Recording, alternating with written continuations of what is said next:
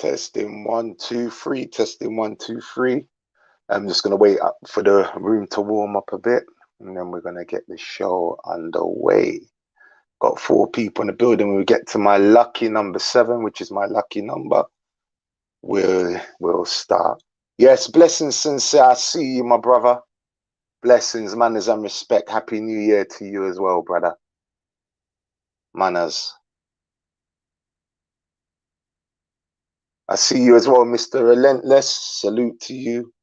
Happy New Year's. Dougie in the building, my brother. Happy New Year's to you as well, my brother. Nick, I see you, brother. Happy New Year's to you as well.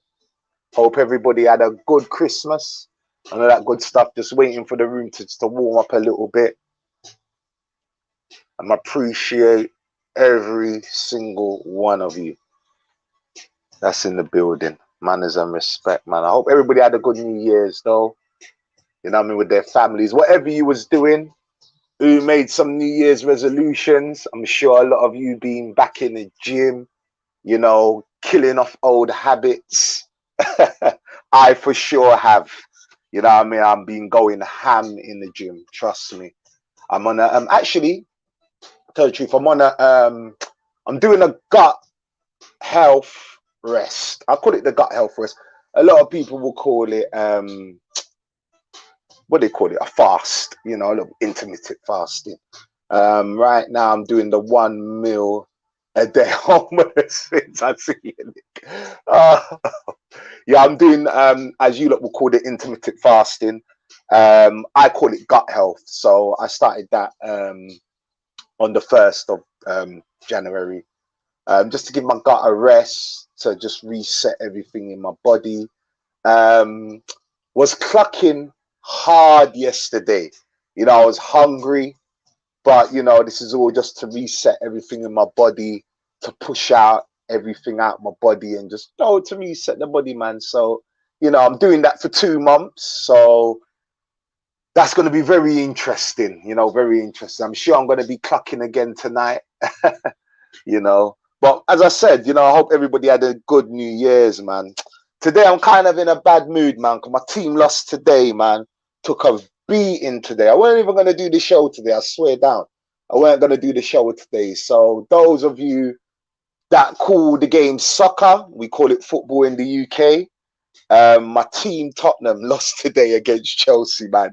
2-0. We took a beating, man. It wasn't even funny. So basically, it's a cup called the Carbo Cup. So we played the first leg.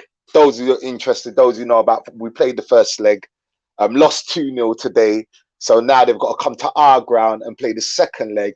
So basically, we're at a 2-goal deficit right now. So they're coming to our stadium. We got to just basically kick ass. I can't see it happening. Chelsea are strong this season, man. But, you know, Tottenham, as usual, always mess up, man. But, hey, Conte, you got it wrong tonight, man. You know, we got to sign some more players, man. News. Everybody's heard about this new variant that's going on. That alone just dampened my day today, you know. This new variant, was it IHU? That's come out of France. What, 46 mutations? You think, gee whiz, do you know what I mean? Like, what's 46? What? People, seriously, what's really going on, man?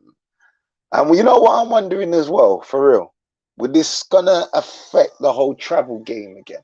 Are we all gonna get madness through this traveling? Because I can't take no more. Seriously, I hope it don't affect my traveling. Is there gonna be more vaccines to come? Probably. Do you know what I mean? Probably there's gonna mean first we had this Omi. I don't even want to say the whole name, but first we had this Omi, and everybody was in. Then the Omi wasn't. You know, nah, the Omi's not that serious. It's not that serious, you know.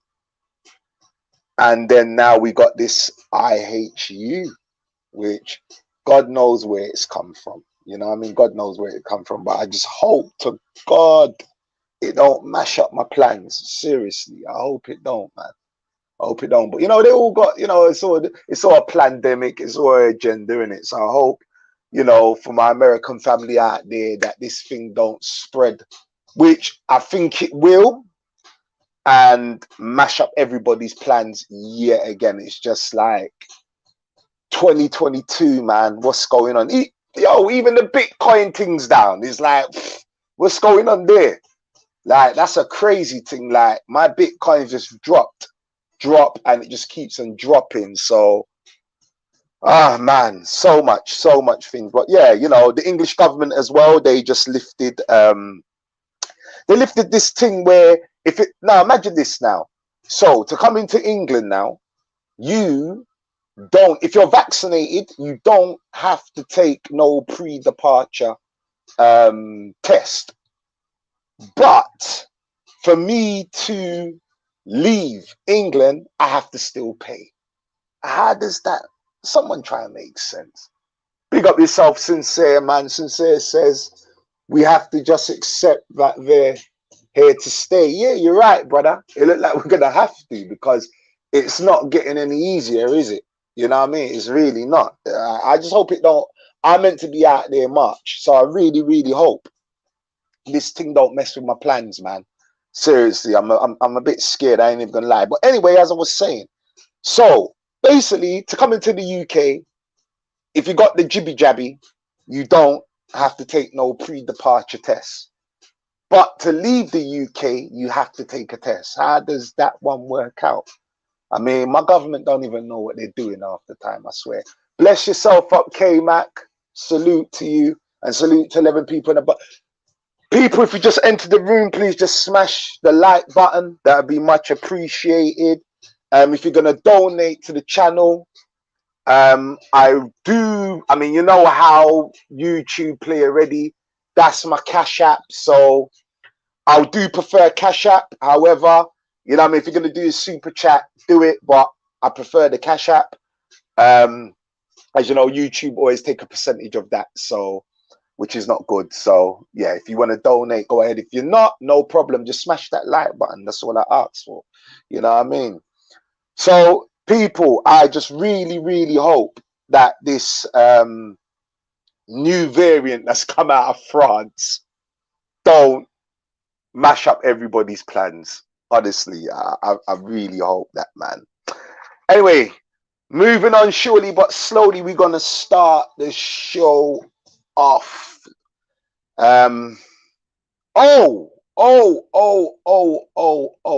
Before I even start the show, I will be traveling to the Dominican Republic in March.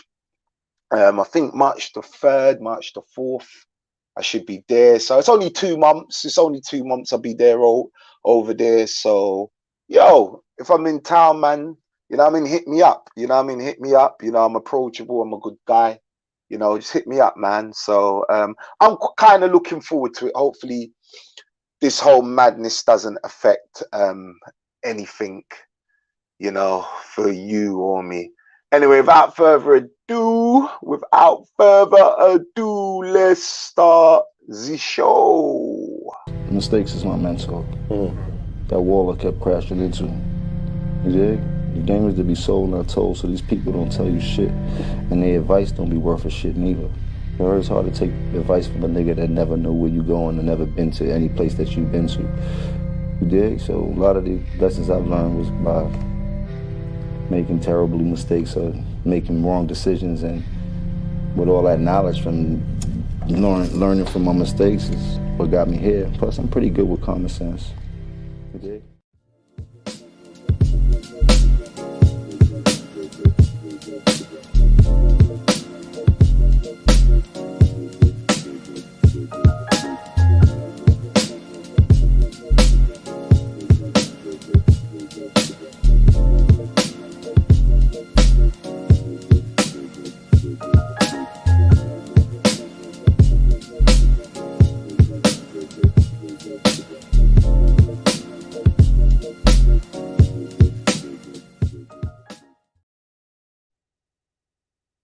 So welcome to Big J's Escape to the Dominican Republic, people. As you know, today's show is going to be titled Why We Should Respect the PESO. Before I even go any further, as I was just talking about, you know, everybody's old New Year's resolution and stuff like that. You know, I'm trying to grow my channel. I haven't been consistent at all. You know, I'll put out videos here and there. I just want to take this channel back to information as it was. So, I mean, my New Year's resolution is to put out more content, you know, and be consistent and grow the channel, you know, give you guys information and take it back to the information. Obviously, I don't live in Dominican Republic, so I can't report on every single thing that's going on out there, but, you know, I will try my best to do that. I will put out more content, more information for you brothers. So just bear with me and stay with me in that, man. Anyway, today's topic. Hold on. Yep. Greetings. See you, brother.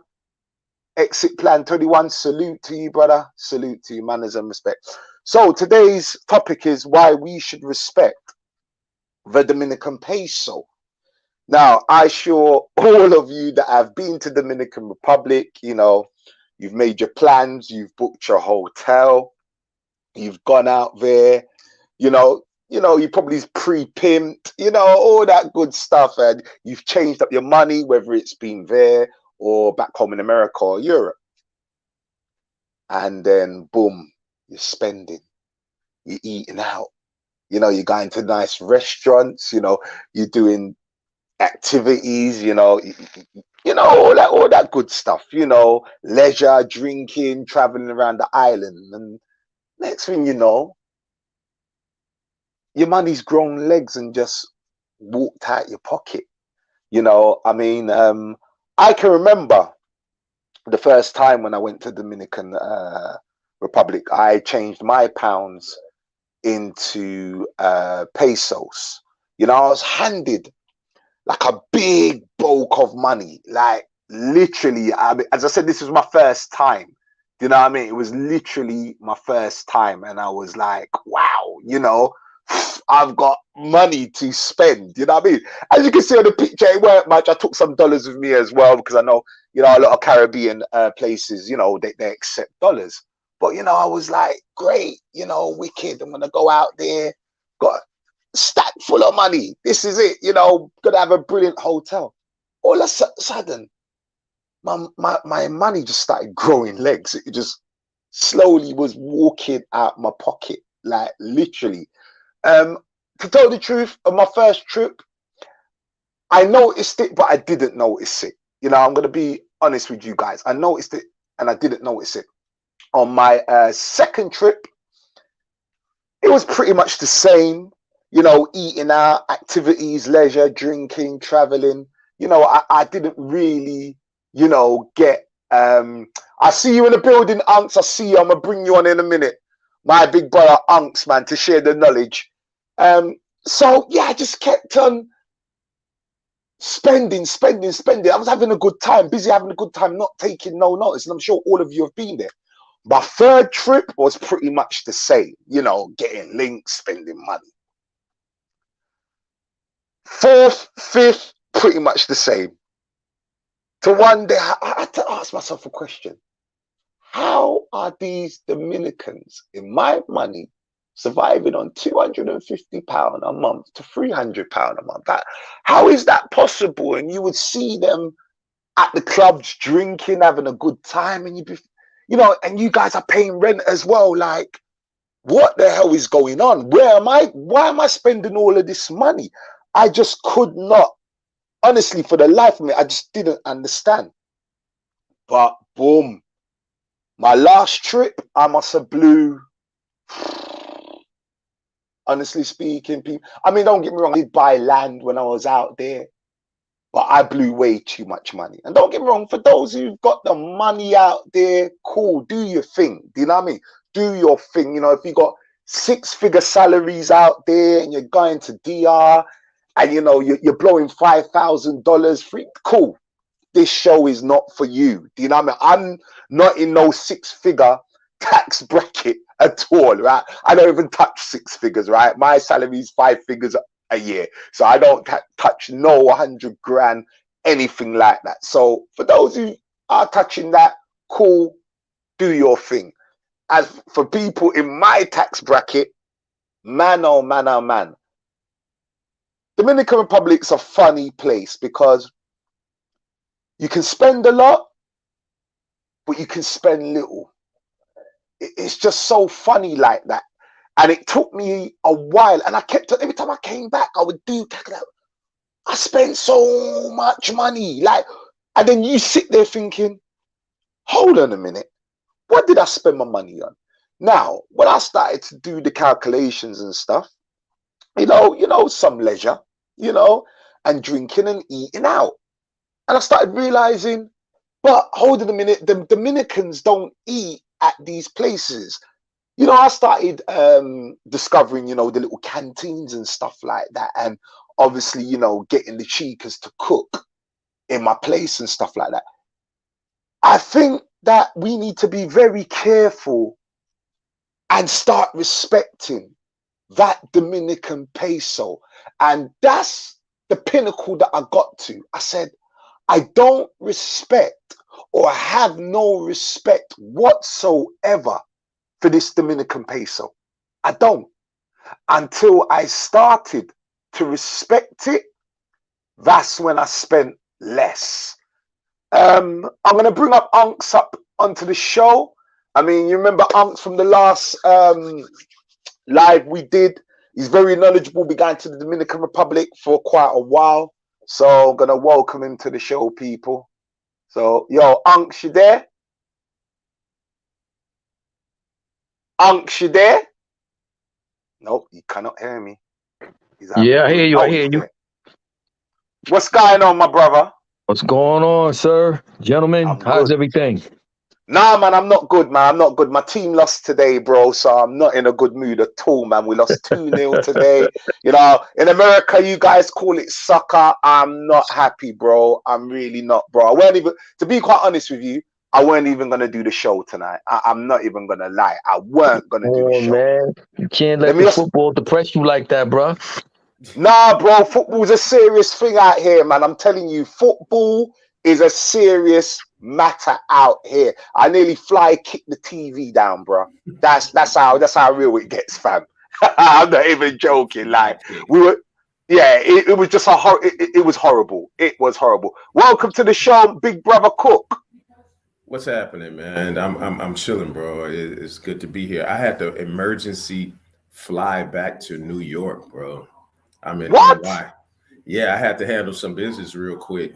I talked to some folks, and my little issues, my little legal stuff going on, and I had to book the ticket yesterday and get on the flight this morning and go handle.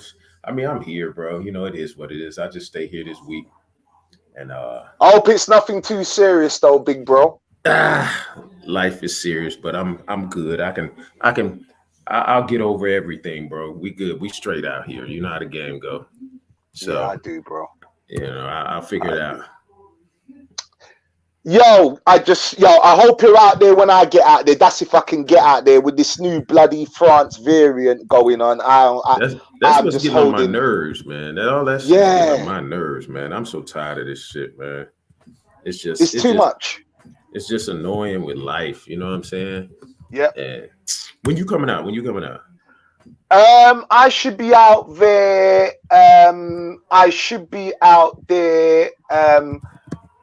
March the 3rd to the 4th. March the 3rd or 4th. I'm trying to book my ticket for. Okay. But I don't know. Lion, I see you in the background. You don't need to put your camera on, bro. You can mute because no one's on camera. So I do see you in the background. Yeah, man. So this thing's just annoying. I just don't know because the thing is now, I was planning to fly to France, and now France have got this new variant, so I don't even know if I can go over there. It's just annoying, man. Yeah, it really is. This crap's just annoying, bro. It really is. And it's just making people annoying. You know what I'm saying? So yeah, it is. I'm just like, man, I'm sorry. I'm trying to get on this thing, but it's just making people. It's like, why do you think like that? You know what I'm saying? You'd be like, what's wrong with your brain? It's just too much. Yeah, it's just like I said, this new variant now, it's like 46 mutations. Can you believe that? Sorry. trying to. Yo, Lion, if you can hear me, you don't need to be on camera. You can mute your camera off. I don't know if you can hear me. I can see you in the background, bro. Oh, shit. Yeah, I'm back. I'm back. All right, got you. Yeah, so basically the show today is just about why we should respect the Dominican peso. You know, I mean, I've made so much mistakes going out to the Dominican Republic. It's unbelievable. But, you know, mistakes are there to be learned. And I just feel that I spend too much out there. You know, I don't know. What's your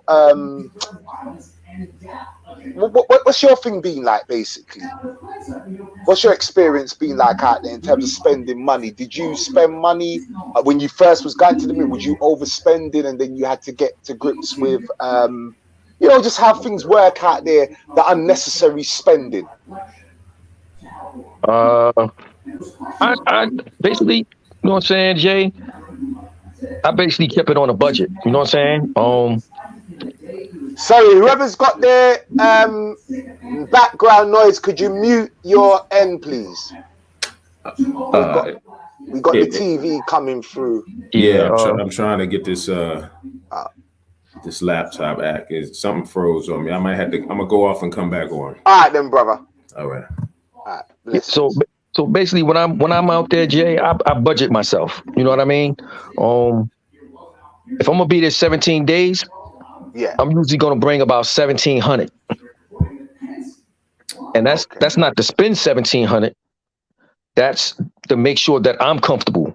I allot like maybe $20 a day for food, you know, and you know, your entertainment is, you know, the ladies or whatever else you want to do for the day.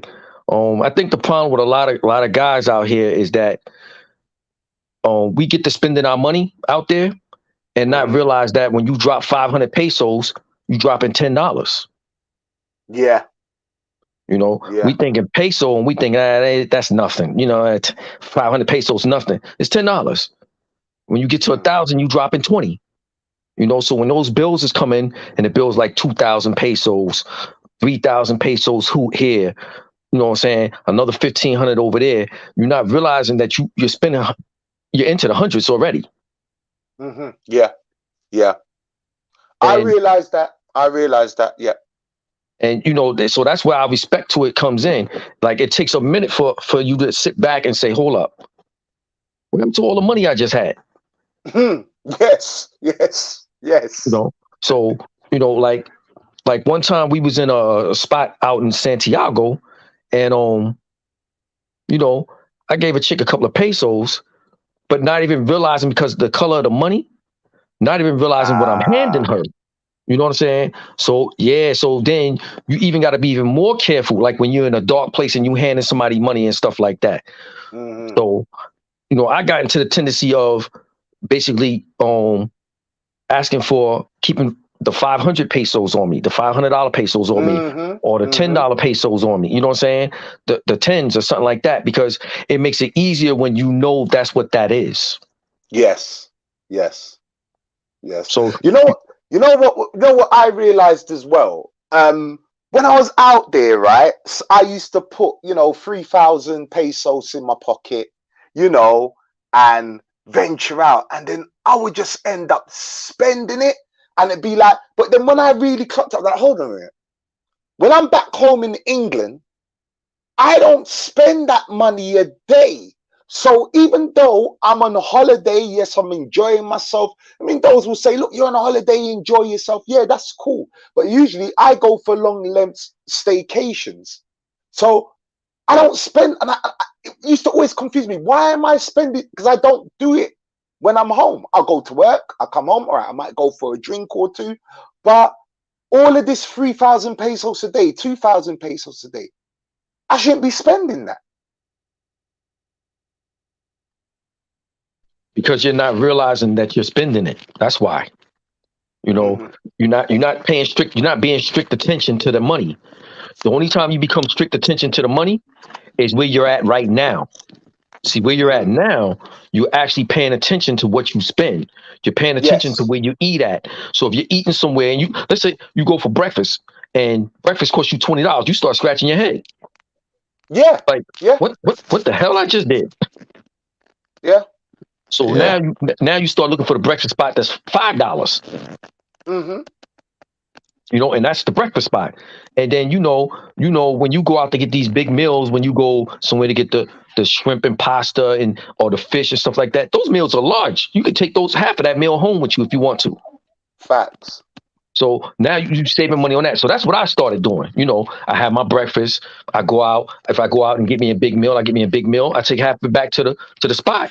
So when I go hang out, I come back, I got something to eat.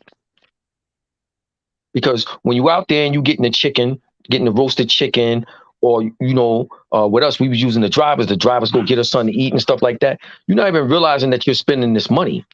No, you don't. And if you're up in Kings, oh, that's another level. that's just something totally different. You know, when you up in Kings, because you don't even, like, my boy was in there last time. He's just spending and spending and spending. I'm looking at him like. And then later on, he says to me, yo, I got to stop going with dudes that I'm carrying the bill. No, you got to stop going in some place and trying to show out. Because you think because you're spending all this money, you're doing something good. You're not. Yeah. It's true. It's even when you look at things. I remember when I was down there for a while and you go into certain restaurants, they're charging this. Actually, I remember going. There was a spot on Sosua Beach. It's called was it Bandera Dominicana? And they do a good fish there. And a lot of people, they eat. And listen, I've got nothing against supporting businesses, on the beach. I mean, I go to Flip Flops. I drop a few pesos behind. I'm all for supporting business, but every day am I going to eat out? No. I would say to people, if you're on the beach, you walk straight up past Michael's up the stairs, where the Caribbean tours is, where the coach leaves. Across the road, there's a fish spot there. Yeah, all the Dominicans are in there. All the Dominicans are in there, brother. I don't even eat on the beach anymore. Big fish. Say that again? I said, I when I want fish, it's when I go there, that pescateria, whatever you want to call it. Yeah. I go there when that's like the a couple homies love it. It's across from it's right there in Chattamico, across from the Caribe Tours bus. You go up that little hill. Yes, sir. And you pick your fish. Yes. And big old fish. That meal will run you less than 1,000 pesos type of shit. So straight. Yeah, way way lower. Like, and then if you take the time to go out to Mama or whatever it is, that Mamon. one is Mamon, that's way out going towards Santiago Airport. They be frying that fish with them big chunks of wood up under that bruja pot. And you know what I'm saying? And you picking your fish up there, man. I got over there, I saw the biggest fucking red snapper I ever seen. I'm like, bro, look at this thing, man. It scared me. I was like, nah, I can't get that. That's ridiculous. But it's a place you can go and you can eat good, man. If you want to floss, if you want to do your thing, then by all means, eat on the beach. And it has its advantages. You're right there in the ocean. It's just a vibe and all that good shit. And just, you want to spend that. I'm not one to say anything about it, but when you want to be economical and just have a little logic about your money, hit these other spots, man.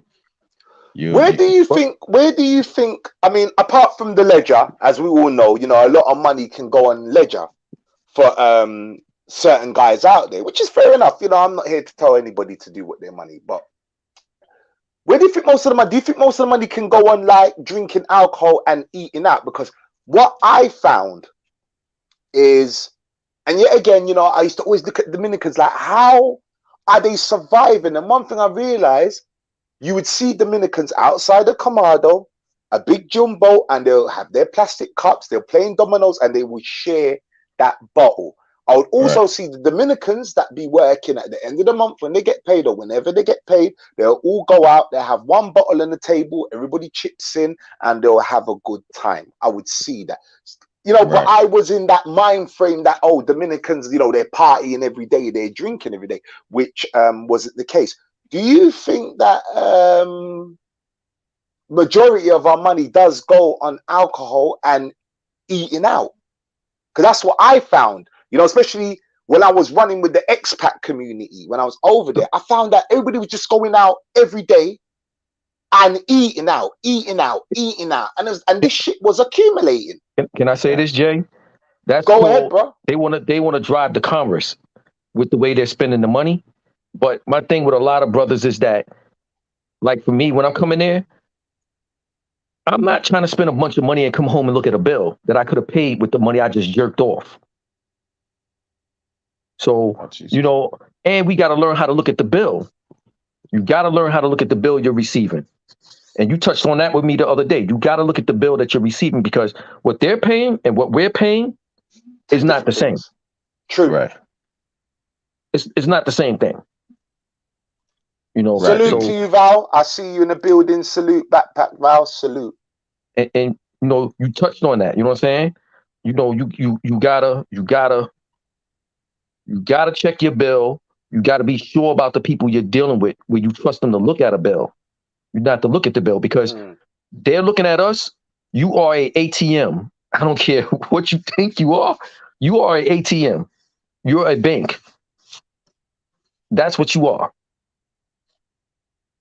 When they see expats, they say, yes, I'm about to make a month's worth of money right now.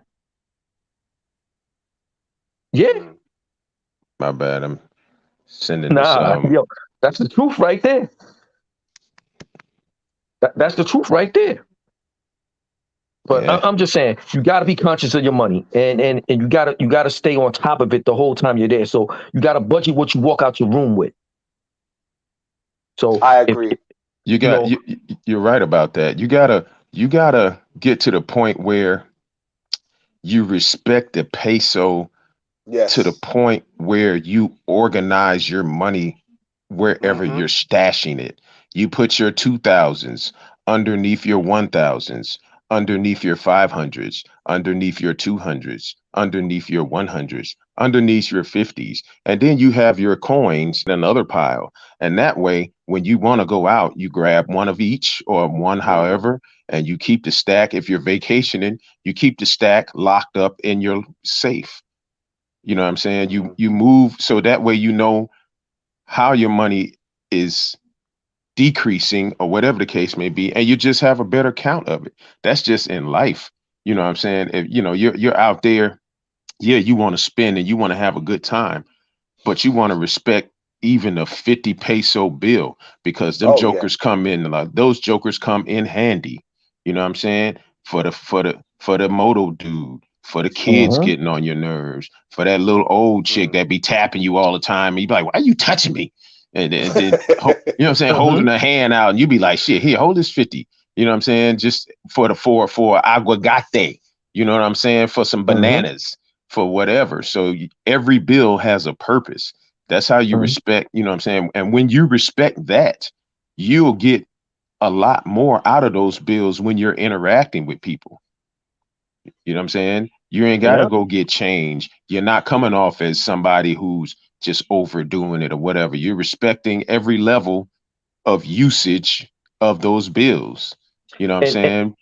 And you know what these brothers got to also understand? When you come out with those pesos, like he said, and you got some money from where you're from in your pocket, when you run out of those pesos, don't dig into that money. You should never come out of the house with your American money. Should be for American shit. You have your American money down there. That should be when you get to the airport in America and you need a cab, or when you buy something. Your American money usage should stop in America. Have it, but you should not be using that when you're in DR. That shit should be sitting in your wallet, in the safe, locked up. Or even like for me, if I live there, I have my money you know what I'm saying? I have a bank account. So I come to the States. I'll get money here. I'll go down there and I'll put money in my bank account because I'm back and forth enough to where I don't have to do all the crazy online stuff. I'm like, you know what? Let me feel this cash, take that shit, bring it on the flight, do what I'm gonna do with it, get down to DR, either change it or now I realize I can go in there with the American cash and go to the young lady at the sitting down and then have her be like, you know, I was like, yo, I want to put this amount in my bank account. And, you know, people talking about a cash account or peso account. She took my American cash, gave me a great rate, a better rate than what was the spot down the block or whatever. And then wrote it up, typed it up, handed it to me and told me to go to the lady or go to the cashier or to the clerk, give them the money and that letter. You know what I'm saying? She gave me like 3 or 4 point, you know, it was like 50, damn near 57 or whatever. So she gave me extra 0.3 or 0.4 on my money, which adds up. You know what I'm saying? So count everything. That's just the bottom line. Count all that shit, bro. Every peso counts. Every single peso count because at the end, it's gonna come in handy. You know what I'm saying? You gotta think from their standpoint. 50 pesos means a lot more to them than it does to us. And we can't be dismissive when we're dealing with 50 pesos, 100 pesos, 200 pesos. I think that's the problem we do. And I have been the one to do that. Even I remember, you know, I rent an apartment round the corner for Club Miami. And I was going to La Serena, you know, back and forth, jumping on Monte Concho, going to La Serena. So, you know, every time I was paying, you know, the driver 50 peso. And I remember one time, you know where this guy. So I remember one time I came out of La Serena, walked down the stairs where the Motos is. And I saw some woman just give this guy literally 25 peso. So I said, you know what? Now, I'll be honest, I didn't know where she was going. She could have been going nearer. I don't know. I said, let me try a thing. I jumped to the back of the motor control anyway. Got to Club Miami. You know, I gave them on a control 25 pesos and he didn't say nothing to me. He just took it. And I was like, hold a minute. All this time I've been paying double. Paying double from La Serena to flipping Club Miami. So I think there's even to the little degree, even just walking across the road to Barco's, buying coffee for 50 pesos, not knowing up the road, I can get a Dominican coffee for 10 pesos. Respect the peso, bro. When I'm leaving my crib and I have this brother tucking craving for some Chiquichula donuts down there by Envy. Oh my God, even that's flipping expensive. Bro, but when I don't feel like walking, like, because they're 24 hours and that's just even more messed up. I'm like, man, why are y'all 24 hours when I want some of these damn donuts at 3 a.m.? I'll catch it, or anytime, I'll catch a cat on the moto and I'll be like, Chiquichula or whatever. And it'd be like, I'll be like, 50, like round trip. De vuelta or whatever, round trip 100 pesos. And he'd be like, all right, shit. You know, so I'm at like where Europa is, and then I ride down to Chiquichula, get my 6 donuts. He waiting. He bring me back. I give him 100 pesos. Normally that's, you know, when you're thinking sometimes, you just give him 100 pesos one way. But I'm like, yeah, these motherfuckers, they'll take that. You know what I'm saying? They want to get this little extra bread. And again, to bring it back, all these pesos count. They add up, man. They add up. When I was living out there, I used to have a change jar. And I was living over in Maria Lao, which is across from the Air Force base, past the airport, cross from the I Air know where Force. you're talking, my brother. I Right. know where you're talking. Yeah. Every day, and I just had to move from over there because I was down in Sosua every freaking day. I'm like, I just got to move to Sosua because I'm down here at the beach every day. But that was my change. I was always I would grab enough for a round trip, which was like 70 pesos exactly. 70, I was like 80, 70 or 80, whatever, 35 or 40 one way.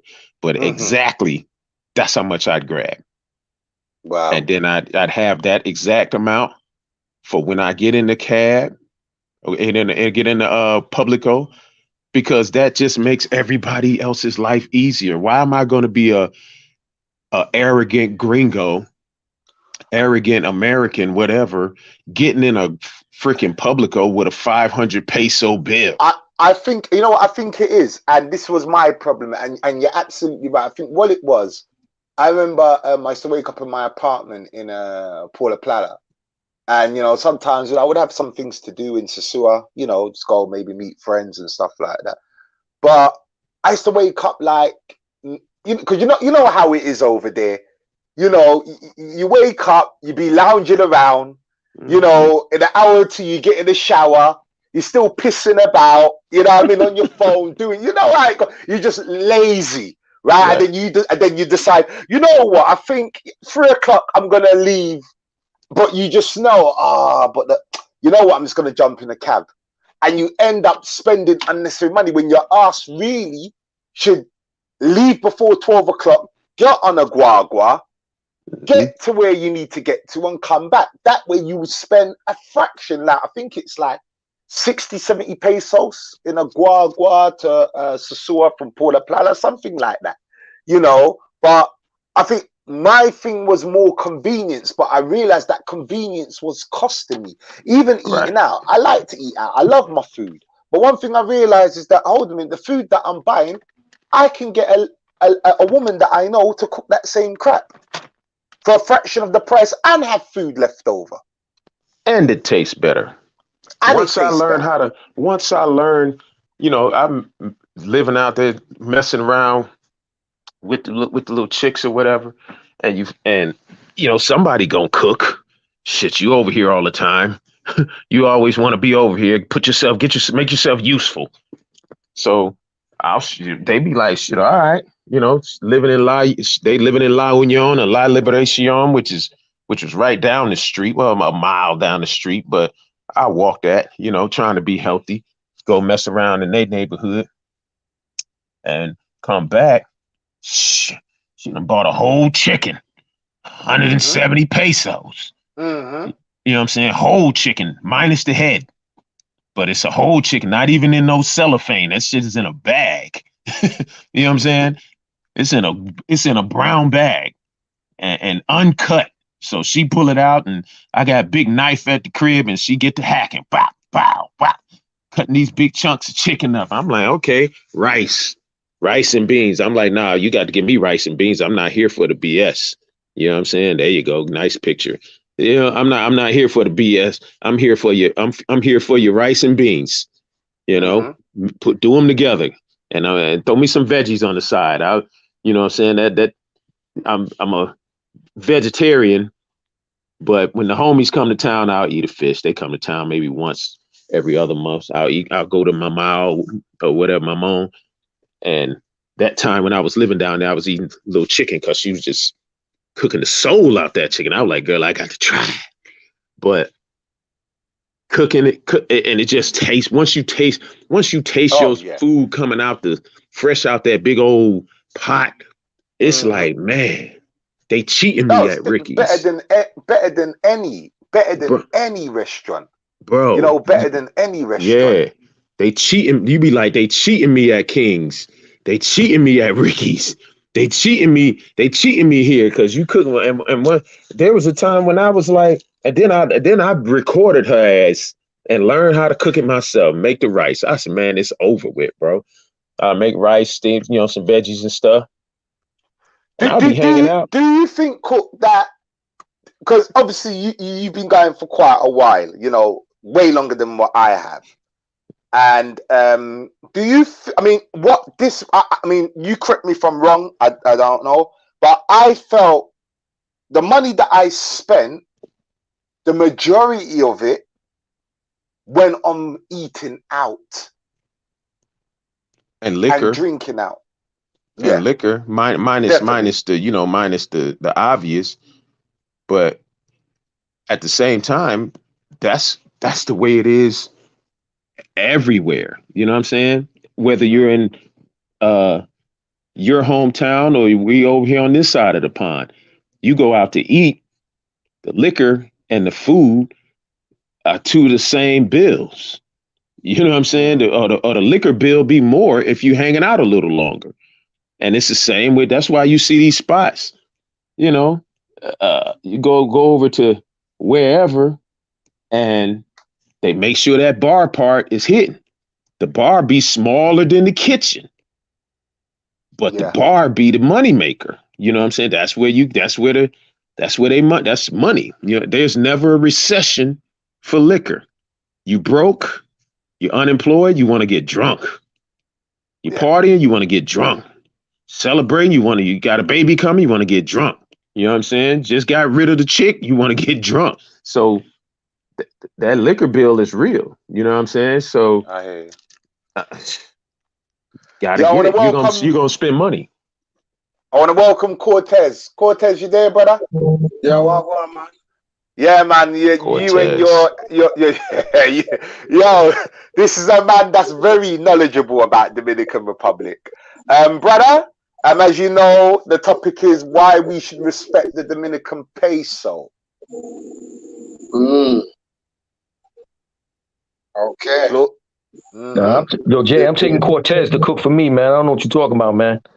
He can't cook for shit, man. Nah, you don't want to try his food, man. He can't cook for shit.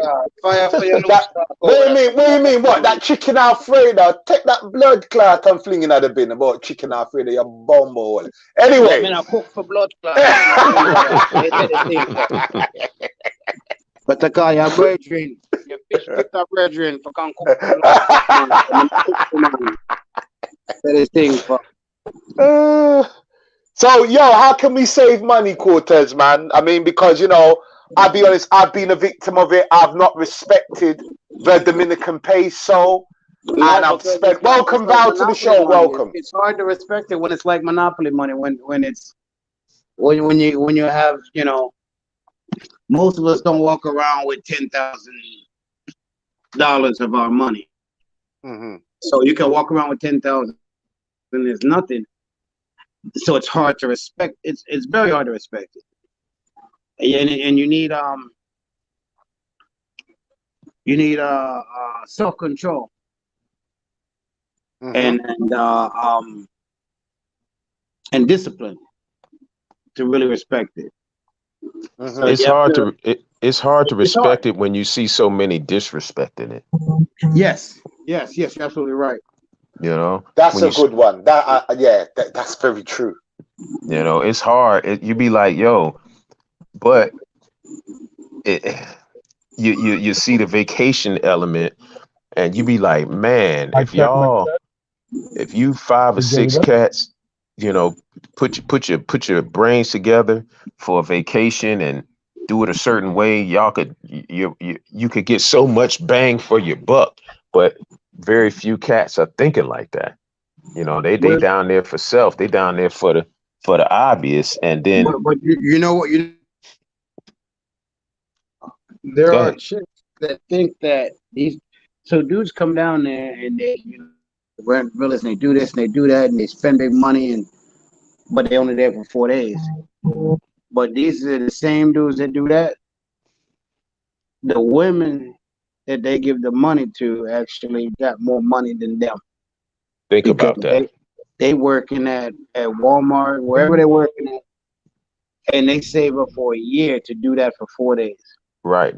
These chicks, those same chicks got a better quality of life. They got a better quality of life than they'll ever have. I'm not saying quality of life, but I'm saying like on any given day, ask them what you got in your pocket and ask them what they got in their pocket. They got more than the dudes that's paying them all that big money. Bro, I'll say quality of life, because a lot of them brothers you talking about living in the basement, living at home with their mama, only space they got is a 1 room or whatever, But you know, if the chick is like that, hey, she got family. She's motherfucking eating way better, and just in a better frame of mind with regard to her environment. So a lot of that, you know what I'm saying? In a lot of cases, I'll give them a better quality of life element as well. You know what I mean? A lot of these brothers, and you know, and that makes a lot of brothers motivated to stack that bread because of what they're going through in the States. But when they get down there, it's like, man, all you know, like you said with the chicks, you get down, and then to break it down, to go back what Jay was talking about with how you have locals with a jumbo and 4 cups, and how they have respect for the game. You come to Sasua, you buy a chick a beer. Halfway through the beer, she done left the beer. And you be like, it's just a whole half a bottle of beer there. Oh, it's not, it's warm now or whatever. And you're like, man, you have no respect for my money. But you don't have respect for your money. So how you expect her to have any for it? And you got to really listen to what he's saying, because they'll do it to you on the beach. And then when you take them to your villa, they'll crack open your beer and they'll leave it there.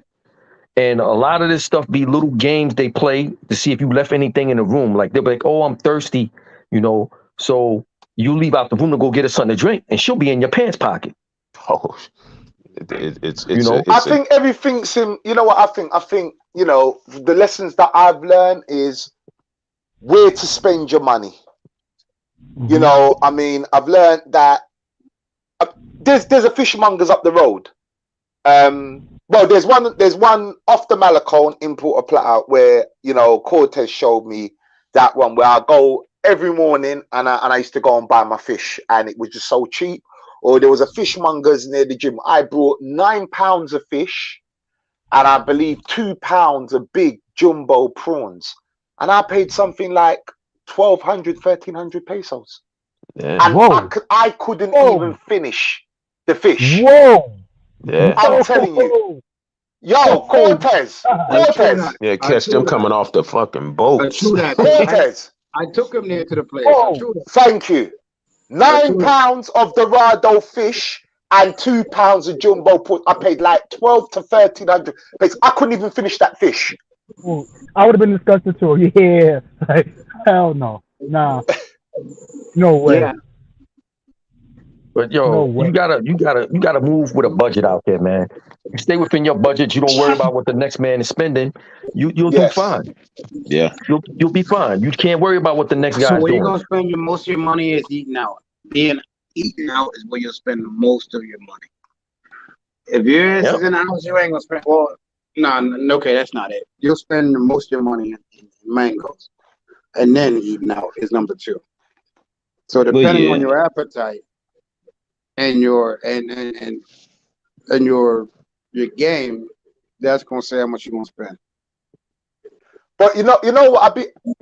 I'm not gonna say you're wrong, Cortez. I think my problem is I was going out too much and mixing yet again with the expat community, because you know the expat, they're always eating out, and they're not eating out at no cheap places. They're not. And I found like I just kept on eating out, and I had food home at the same time. It wasn't that though, Jay. We talked about it. I'm gonna get into that. No, I understand what you're saying. I understand what you're saying. I'm not saying I'm not gonna not account for that. What I'm saying that a lot of it also was eating out and doing leisure things, which I didn't need to be doing. You wouldn't be. Might be you get a drink or something. If it was just you wouldn't do that. So that's why. If it was just you wouldn't be eating out. You see me? No, I hear what you're saying. I'm not saying that you're wrong. What I'm saying is I'm accounting for that, which we both know, but also the eating out aspect that also played a big part. Even when I used to go over there as solo, it still played a big part. Eating out a lot of the time when I could have just got someone to cook for me for a fraction of the price. Right. And it would have lasted me for days. And another way to save money, instead of like you buy chicken, instead of going to La Serena and buy chicken, you can go to the market and get the fresh chicken and get a whole chicken. Have them cut it up the way you want, bag it up, split it up, whatever, and then you take out what you want, cook it as you need it. Yeah, that's the game right there. Going back to when old girl cut that chicken up, she was cutting up. It was organs coming. I said, man, you ate a whole gizzard. She popped the gizzard. Oh, boom. I was like, oh. You don't eat gizzards? Nah. I mean, just I got it's family members and folks do that. Where black folks get, but I was like, man, I love the gizzards, bro. You I love the gizzards. You can keep them man. organs. Keep my organs at church. Let the church lady play the organ. I ain't eating no organs, man. You're gonna have all that.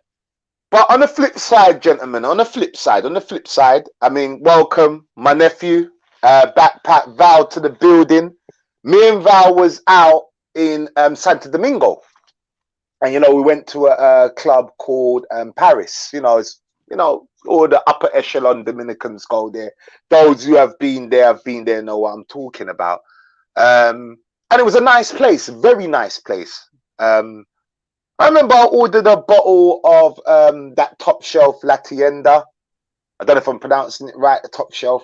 And I had a few mixers in that. And I think a couple of beers with that as well. And I think my bill came to, I think it worked out to roughly 3,000 pesos, which if you convert that into my money, you're talking about just say £42, £41, right? If I did that in London, that would have probably cost me with the bottle service and the table, and I'm looking at least over 250 quid, at least. So there are some good sides. I don't know if you remember that night, Val, how cheap it was. Oh yeah, we were laughing at the bill. Where in Santo Domingo? Yeah. The farther you get from Sosúa stuff is less expensive. Santo Domingo, that's a different ball game. It's expensive there. Sosúa is even more. No, you're not listening. You didn't listen. You're not listening, bro. We was in Santo Domingo, me and Val, and Miguel. No, you wasn't there. I was there. Me and Eddie were there. Not with me. You wasn't. It was me, Big J, and Miguel. I know what time you was talking about. Jay, I was there when Val came. We were in Zona Colonial. Listen. I'm not saying that you didn't go there. I said you didn't go there when I went there. We were there together. No, we didn't go there together, bruh. Me, you, and Edley went to Santo Domingo. No, we went to Santo Domingo. No, you're not listening, bro. I'm not saying that we didn't go to Santo Domingo. I'm talking about Club Paris. Oh, okay. No. I'm not saying. I know we went to Santo Domingo.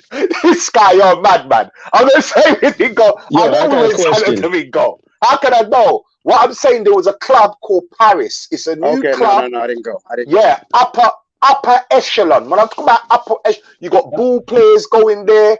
Hey, Jay, Big J, before you finish, a quid is the same as a pound, right? A quid is the same as a pound, mate. Yeah. Okay. All right. Carry on. Yeah. So, basically we went there. I ordered a bottle of La Tienda. I think about 4 Coronas, and some mixes. I think one was apple juice, one was orange juice. And as I said, that would cost you £250 in my money back home, £300. When I got the bill, I mean, Val would tell you, we were looking at the bill to see if they made the mistake, right, Val? Yeah, we were all laughing. Like, we were chuckling, like, this is it? I thought we were robbing something. It felt like a robbery. Pay that and run up out the place. Type stuff. Yeah, it was literally like that. I swear, that's how it felt. Because I felt like there was something missing in the bill, but it wasn't. Everything was checking out. Mind you, like, we ordered hookah. That had to get refilled. Miguel and I, we ordered bottles too. I even had an entree for myself, waiting for everyone to come, and it still amounted to a very, very reasonable price. So like that took me by surprise, as opposed to like the outside cost of like managing how to live. Because Big J and I, we had a conversation while on vacation, speaking about like how expensive DR has gotten, or maybe it was that, or were we irresponsible with you know, our money and whatnot, because like the way I was going at that pace, it wasn't sustainable. Man, you like, was at Western Union every minute. Exactly. I was in Western Union every single day when I was in Dominican Republic. Every single Don't worry, day, you ain't gonna be getting no because I hookah had to for a get money while, man. out. And why I had to go to... Oh man. Ain't gonna be Well, no hookah. that's okay. I don't need hookah when I'm in the club. You know what be funny? I can live without it. The one thing I noticed, like when I first started coming there, of course we was blowing that money, but then we ran into dudes. Oh, it's funny how we run into dudes that be like, "Oh man, I'm good out here. You know, I ain't gonna be spending no money." First you get the yammering. Oh, I'm from Miami, or I'm from Cali, or wherever. We got chicks like this every day, and they were the first ones at Western Union the next day, and then the next day, and then so it's like, yo. Don't speak too soon, because you will be running through your money. You know what I'm saying? No, exactly. And the thing is that the misconception is that, yes, the Dominican Republic is cheap, but it's so cheap to the point where people will feel so willing to spend the money that they have. That's because disrespect. It's not what it is at home. Exactly. So then they just keep spending money without a conscience, and then they realize, like, at the end of the day, how much it does compound, and how much international fees get taken out of it if you're using your card. All that compounds as well.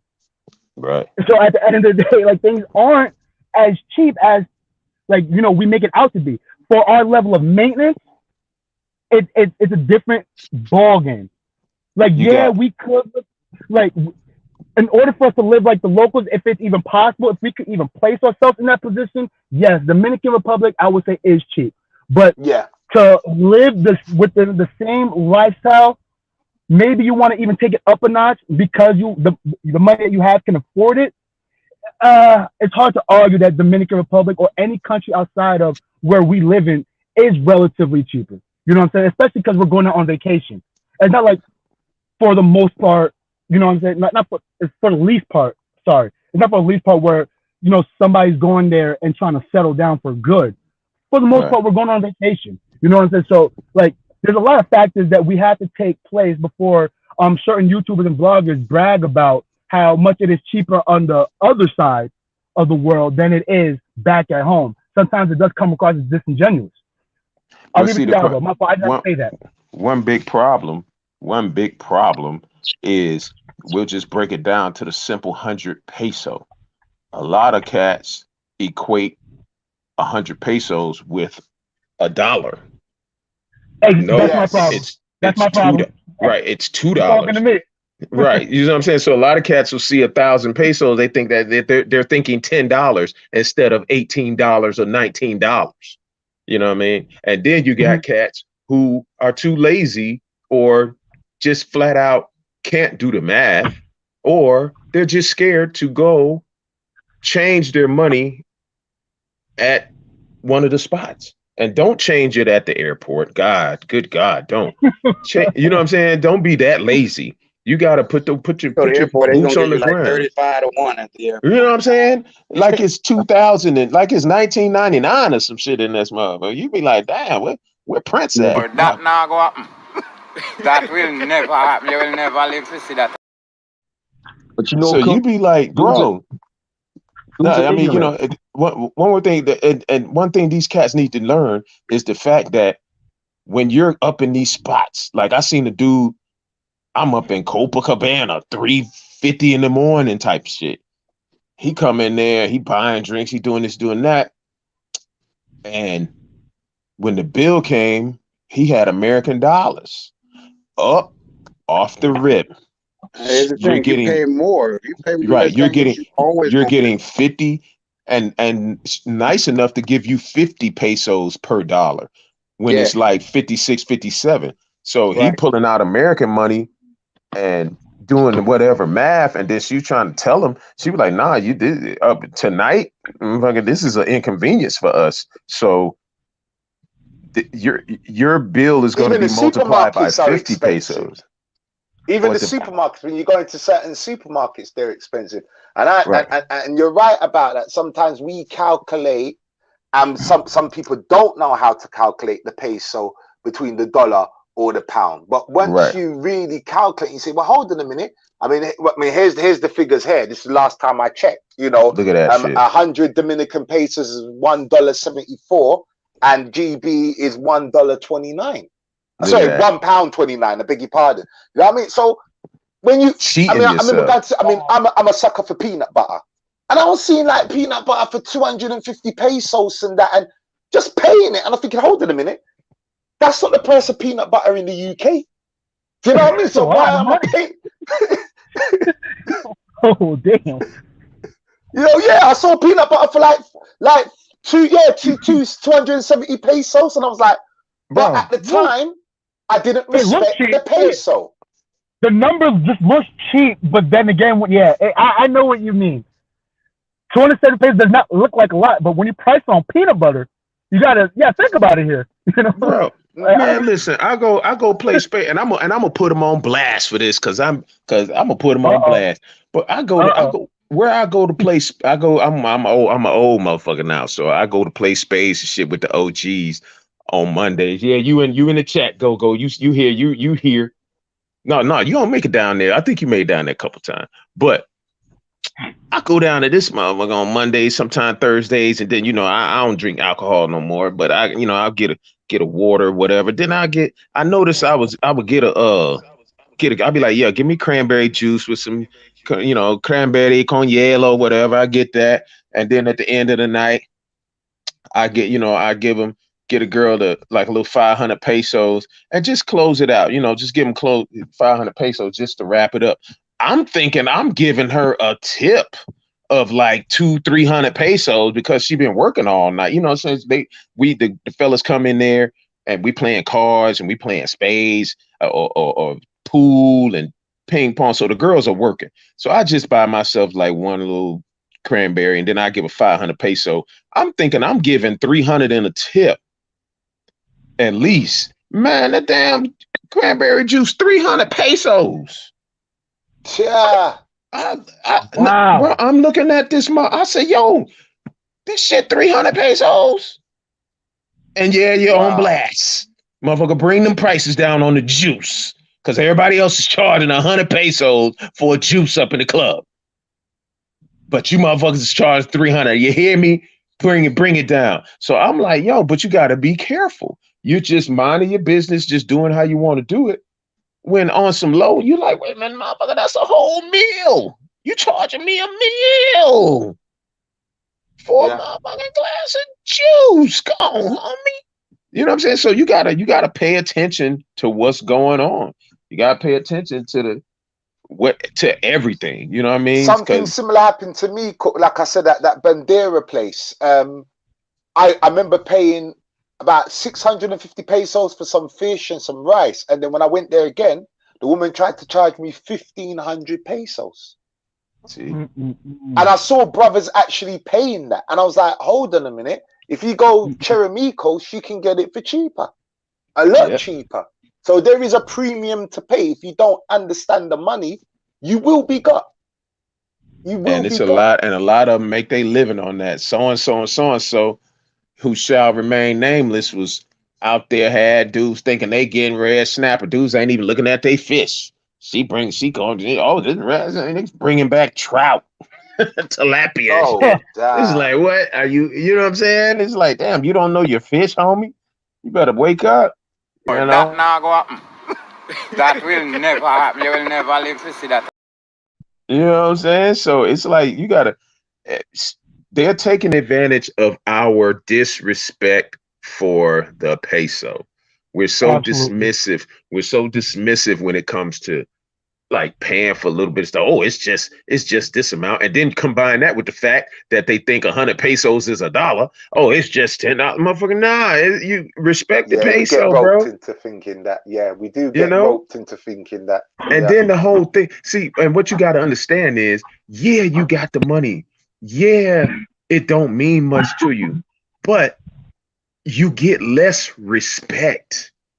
They are not going to respect you if you don't respect your money. If you're throwing away money, they're going to look at you as stupid. Period. Now, if you're doing good, if you're passing out if you're giving a little bread to somebody in the street, if you're giving a dude with a crooked foot some money or a little bread, or to owe somebody, or buying some, little shit, that's different. But if you just not even looking at a bill or something, and then they gaffling you, old school Ice Cube word, they gaffling you out here at getting your money, it might not be much to you, but respect is everything. They're not gonna, that's what they're gonna, whenever they see you, then they'll put the word out on you that they just don't respect you because you don't respect money. They'll come up with some kind of disrespectful nickname for you. Let me just play something quick. Let me just play something quick. Hold on.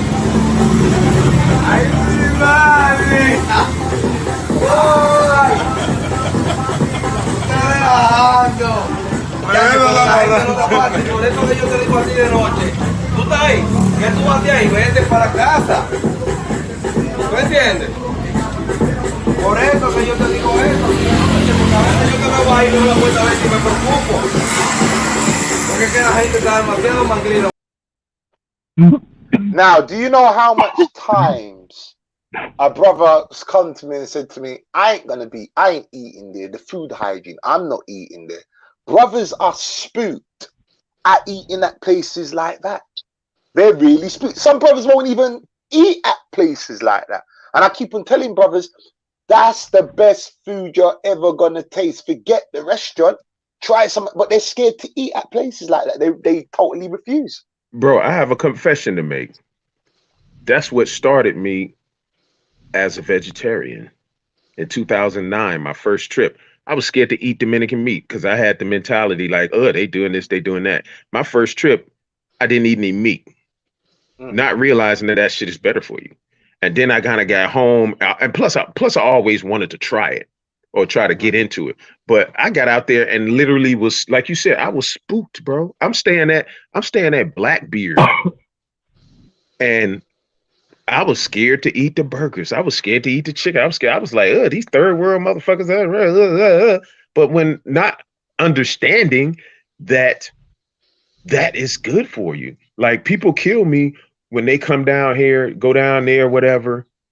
Oh, I ate this and I couldn't stop shitting. I was shitting all day. Yeah, that's because your body is not used to that good, natural, unprocessed version of meat or whatever you're eating, right, what you've been eating. Now your body is trying to respond in a good way to clear out the bad and make way for this good. But you're, now your booty hole burning from the passing. And you're like, oh, this shit getting me sick. Nah, this shit is getting you healthy. That's what it's doing. So, you know what I'm saying? I had the wrong mentality off the rip. On some real shit.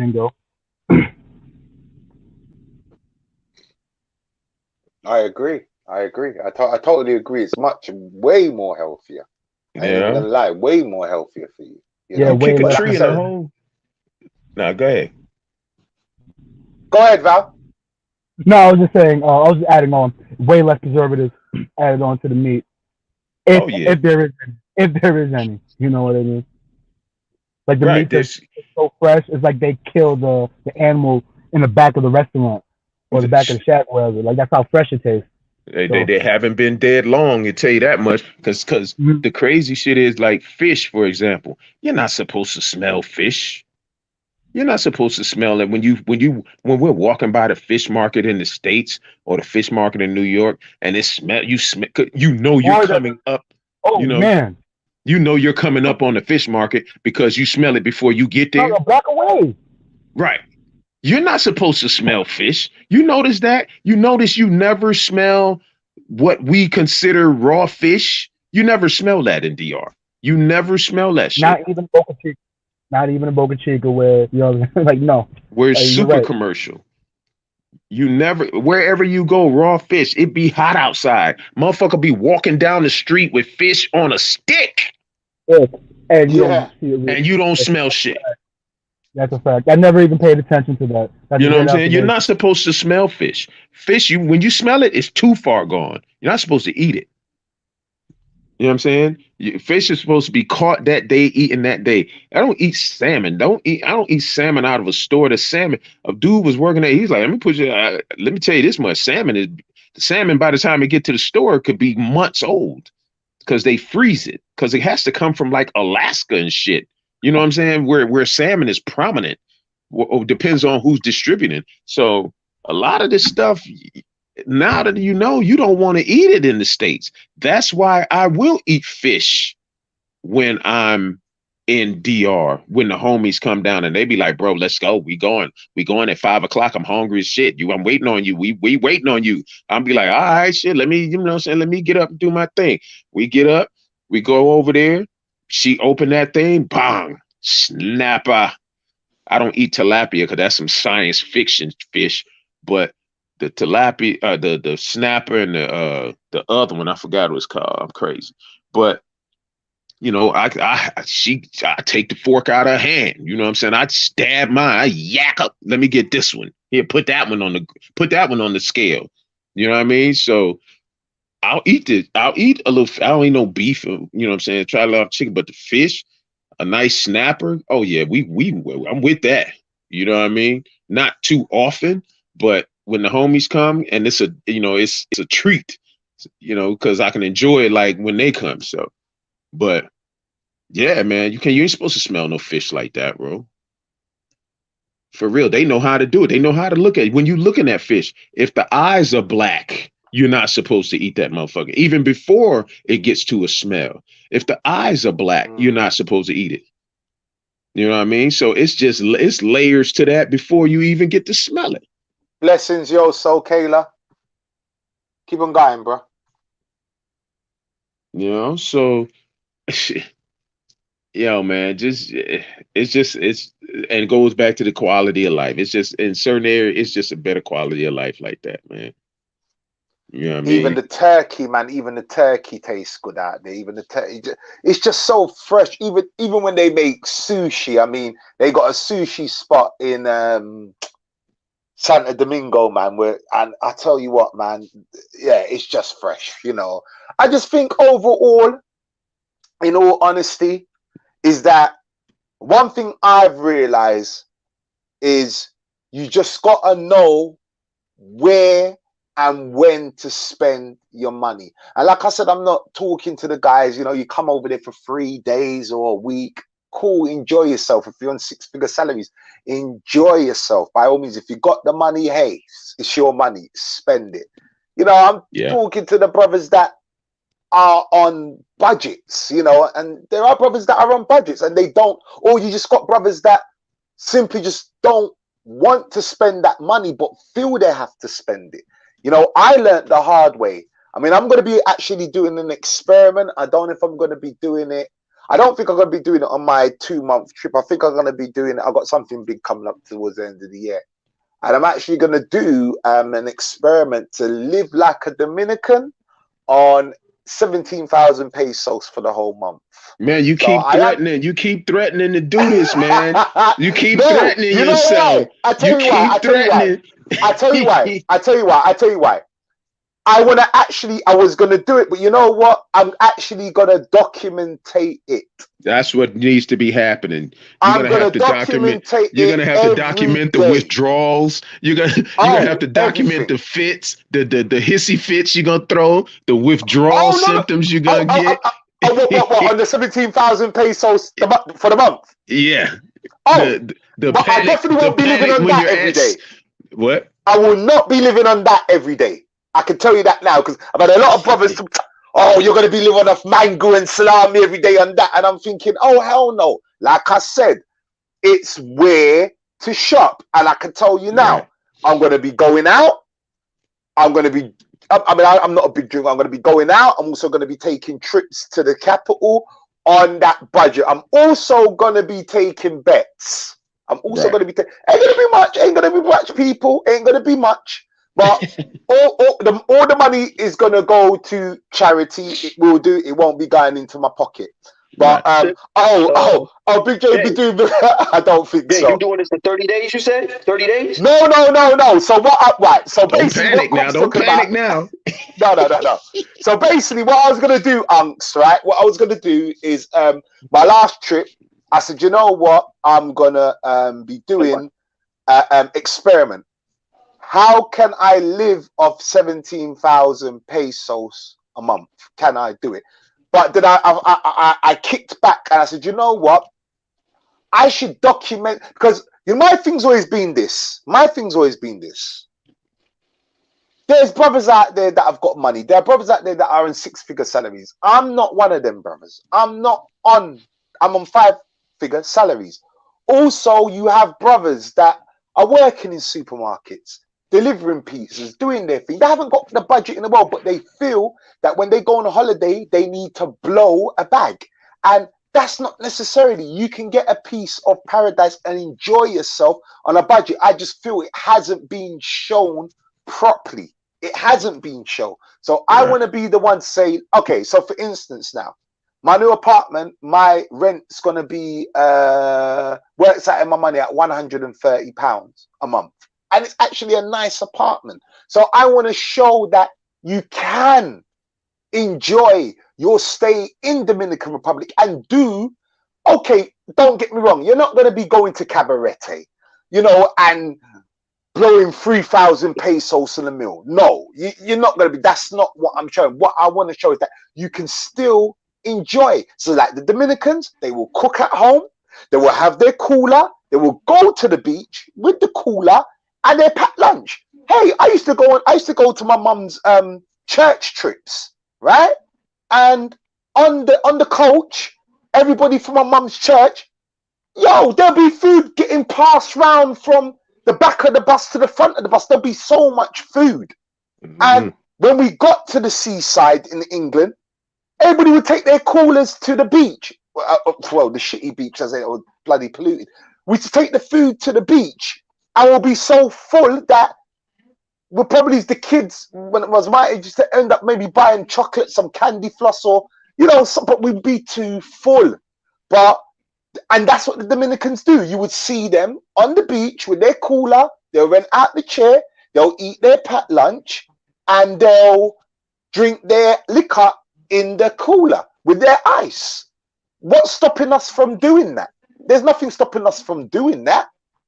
So I want to show that you can fully enjoy it, as well as going out. Like I said, I will be taking trips down to the capital, staying in low budget hotels. Obviously, I'm not going to be staying in no hotel that's going to cost $100 or so. No, I just want to show. When you say 17,000, that's going to be everything? Because that's tight. So you just going not the crib, not the bills, it's not the house. No, okay. So here it goes, and I'm glad you said it. Here it goes. So how it's going to be now? It's going to be, the rent is not going to be right. So what I'm going to do, I'm going to include the rent also in that. I have to survive. I have to survive. Yes. No. Listen. Bro, that's $300 a month. We know that. I want Please record the withdrawals. Like I said, please record when you down to 1,000 pesos left, and you got 2 weeks left. Listen, record how your face is gonna be. I just want to know. All I want to know is about the dramatic weight loss. That's all. Right. Record the sunken in eyeballs. So fellas, record the jaws sunken in. Fellas. Well, right. So what I'm going to do, cause I spoke to Dame. Dame said I should do it at 20,000. So to be quite honest, it's going to be between 20,000 to 17,000 pesos. Right? Hold on.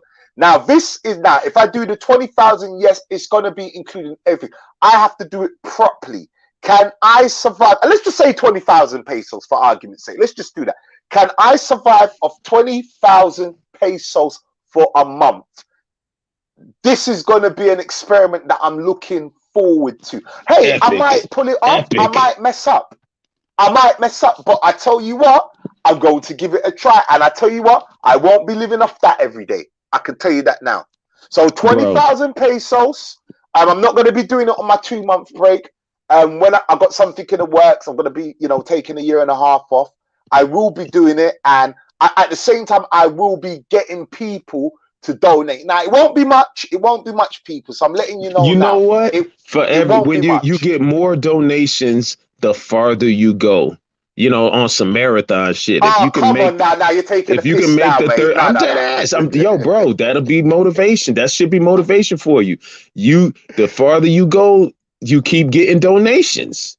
Not to say ain't nobody gonna donate, but so this is what I'm gonna do. You know what I'm saying? These donations, how the donations are gonna work, and people, those are listening, this is not no money scam or me. No. When I mean donate, okay, so this how real it is. I don't want $10. No. If you want to donate $10, fine. All I'm asking from the chat when this is ready to kick off, donate $3 to $4. Your $3 to $4 will be going to an orphanage, a church orphanage, where they can buy extra bags of rice and buy extra chicken. They feed Haitian kids in the morning and afternoon. So that's where the money will be going. So I'm not asking anybody to donate $10. It'd be between $3 and $4. I gave $1,500 to the church. They gave me a video shout out. I was like, that shit felt good. You know what I'm saying? I'm with you, bro. I just want you to document. I want you to document the panic when you near the end of the month, and you down to 100 and you down to what 15 stone or some shit like that. He gonna be fucking Kevin Durant skinny by the time we see him. Man, this is gonna be epic, bro. We're gonna be donating to keep you there. We're gonna be like, bro, hang in there. Here's an extra $5 for the kids. Don't break. Stay within don't eat today. Don't eat today, dog. This will be me. This will be me. Don't be hiding the posting bars either. You are gonna be that you gotta document that. You gotta be like, I'm definitely day 22. My best. It's day 22. I'm down to 677 peso. You counting pesos like a motherfucker.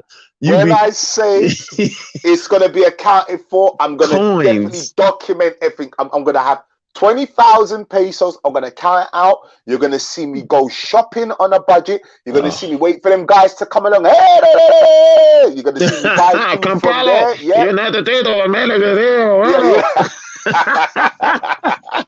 You're going to see me buy food from there.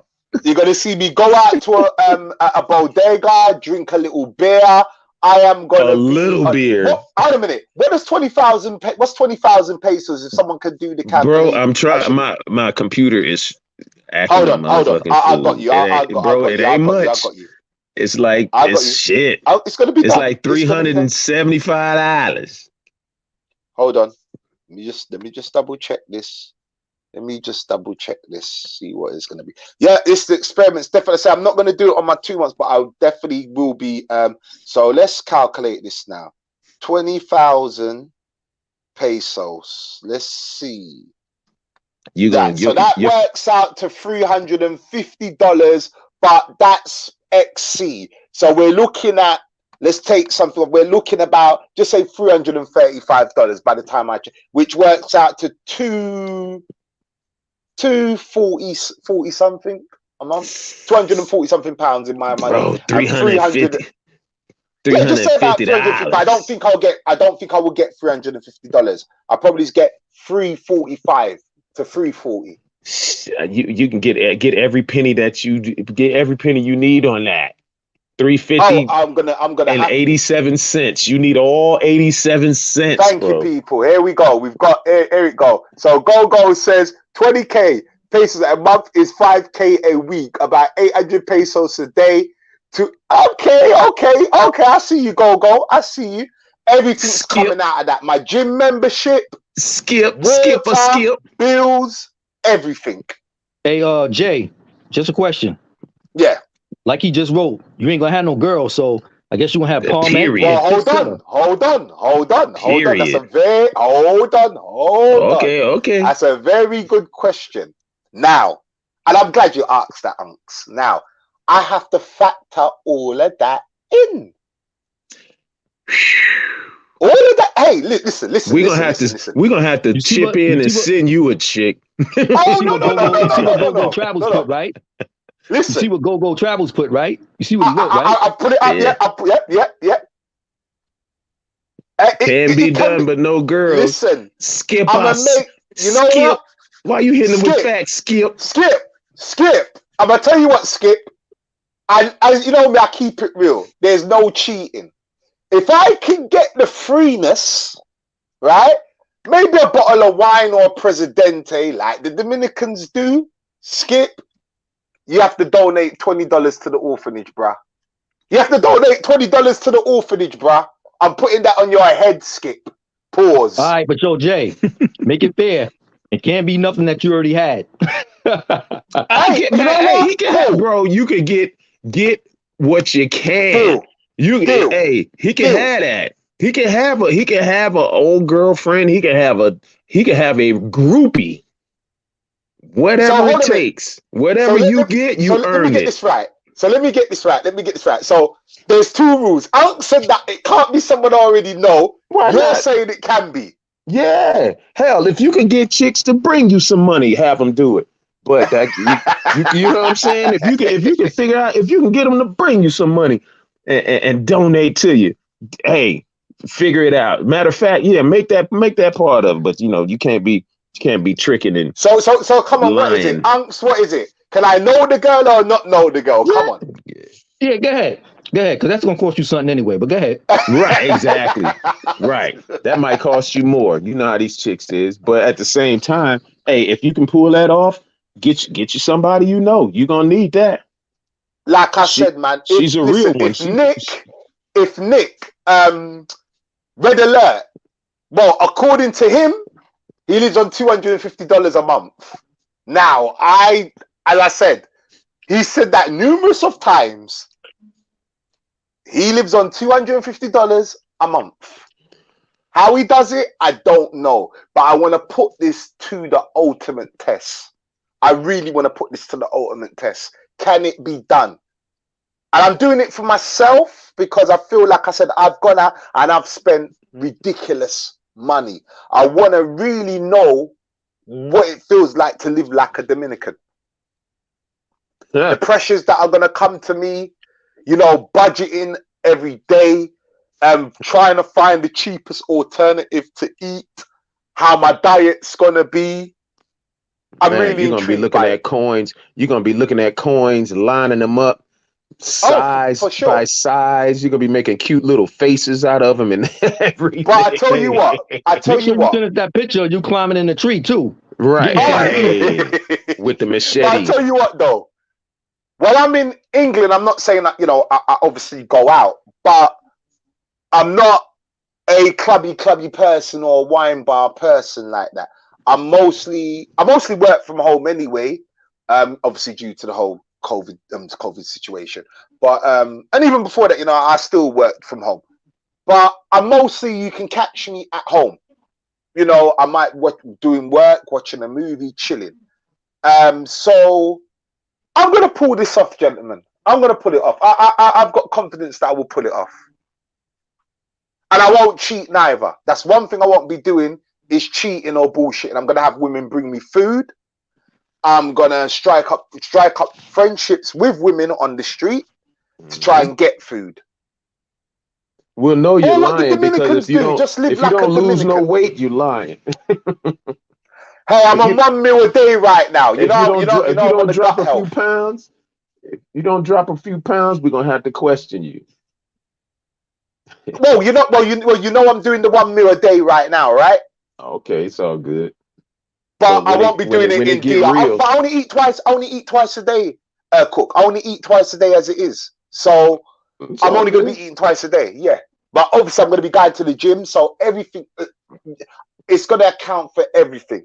I know it's not going to be easy, but I do want to pull this off. I want to pull this off. The reason being, I want to pull this off because I know there's brothers out there, like I said, they haven't got much money and they feel that they have to come on holiday and blow a lot of money to enjoy themselves. And you don't. It's an illusion. You really don't.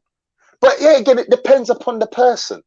You know, if the person feels like, you know what, I've saved up all year. And I understand the people that have saved up all year, you know, and they've like $2,000. They just want to go all out. And to be quite honest, I don't blame them.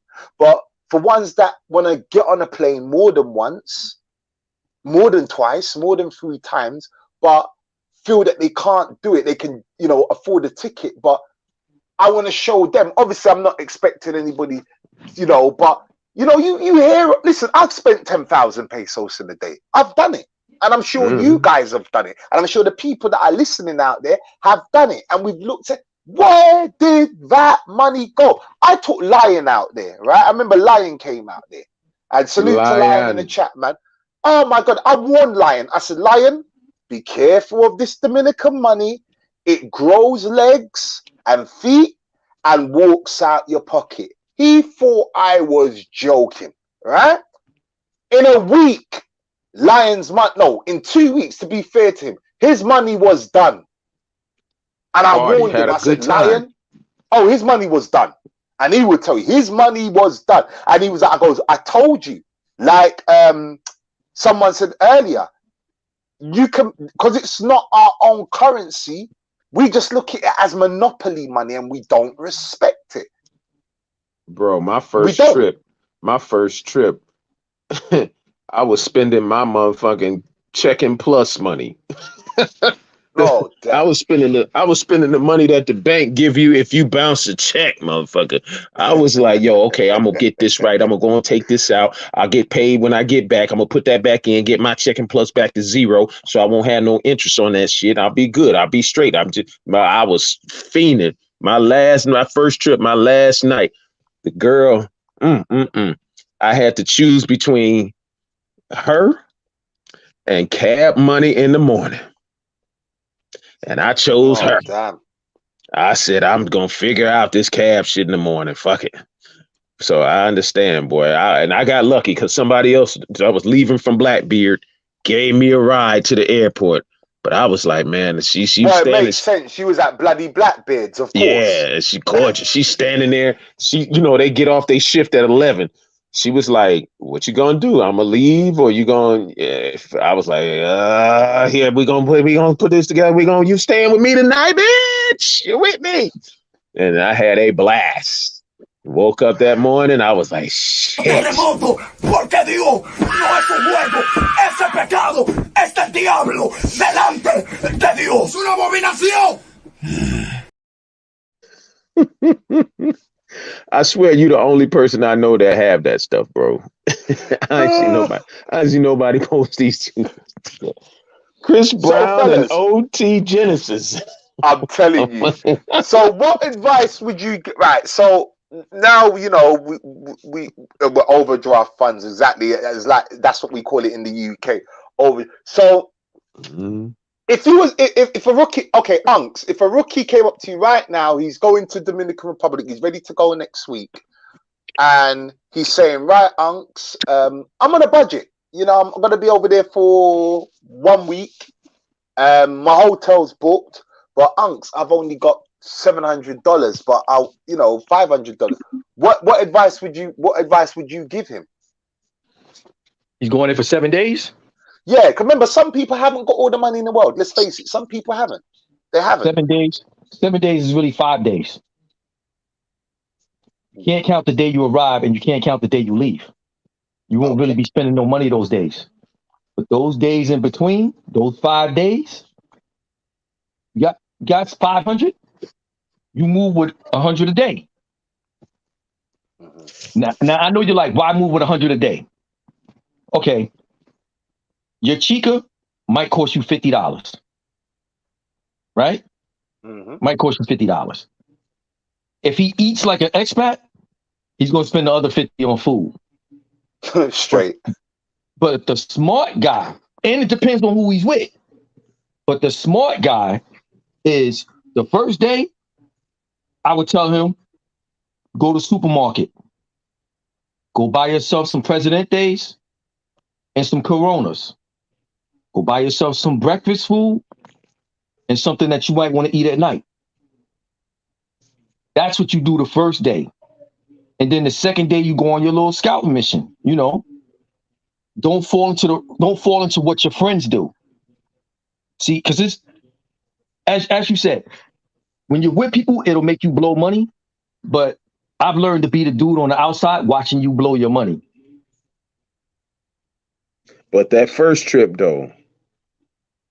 Yeah, the first trip you gotta have somebody like us that's intelligent with you. You can't if you go there by yourself, you're gonna get jerked. It's not even a doubt about it.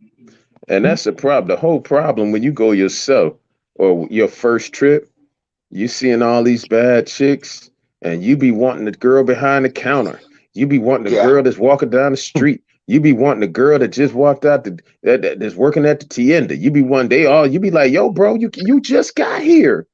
Yeah, calm but you down. know what? We ain't even seen the real chicks yet. But just you know calm what? down. You gotta be the guy that knows how to take a number. You know what? Good advice for a dude first coming there.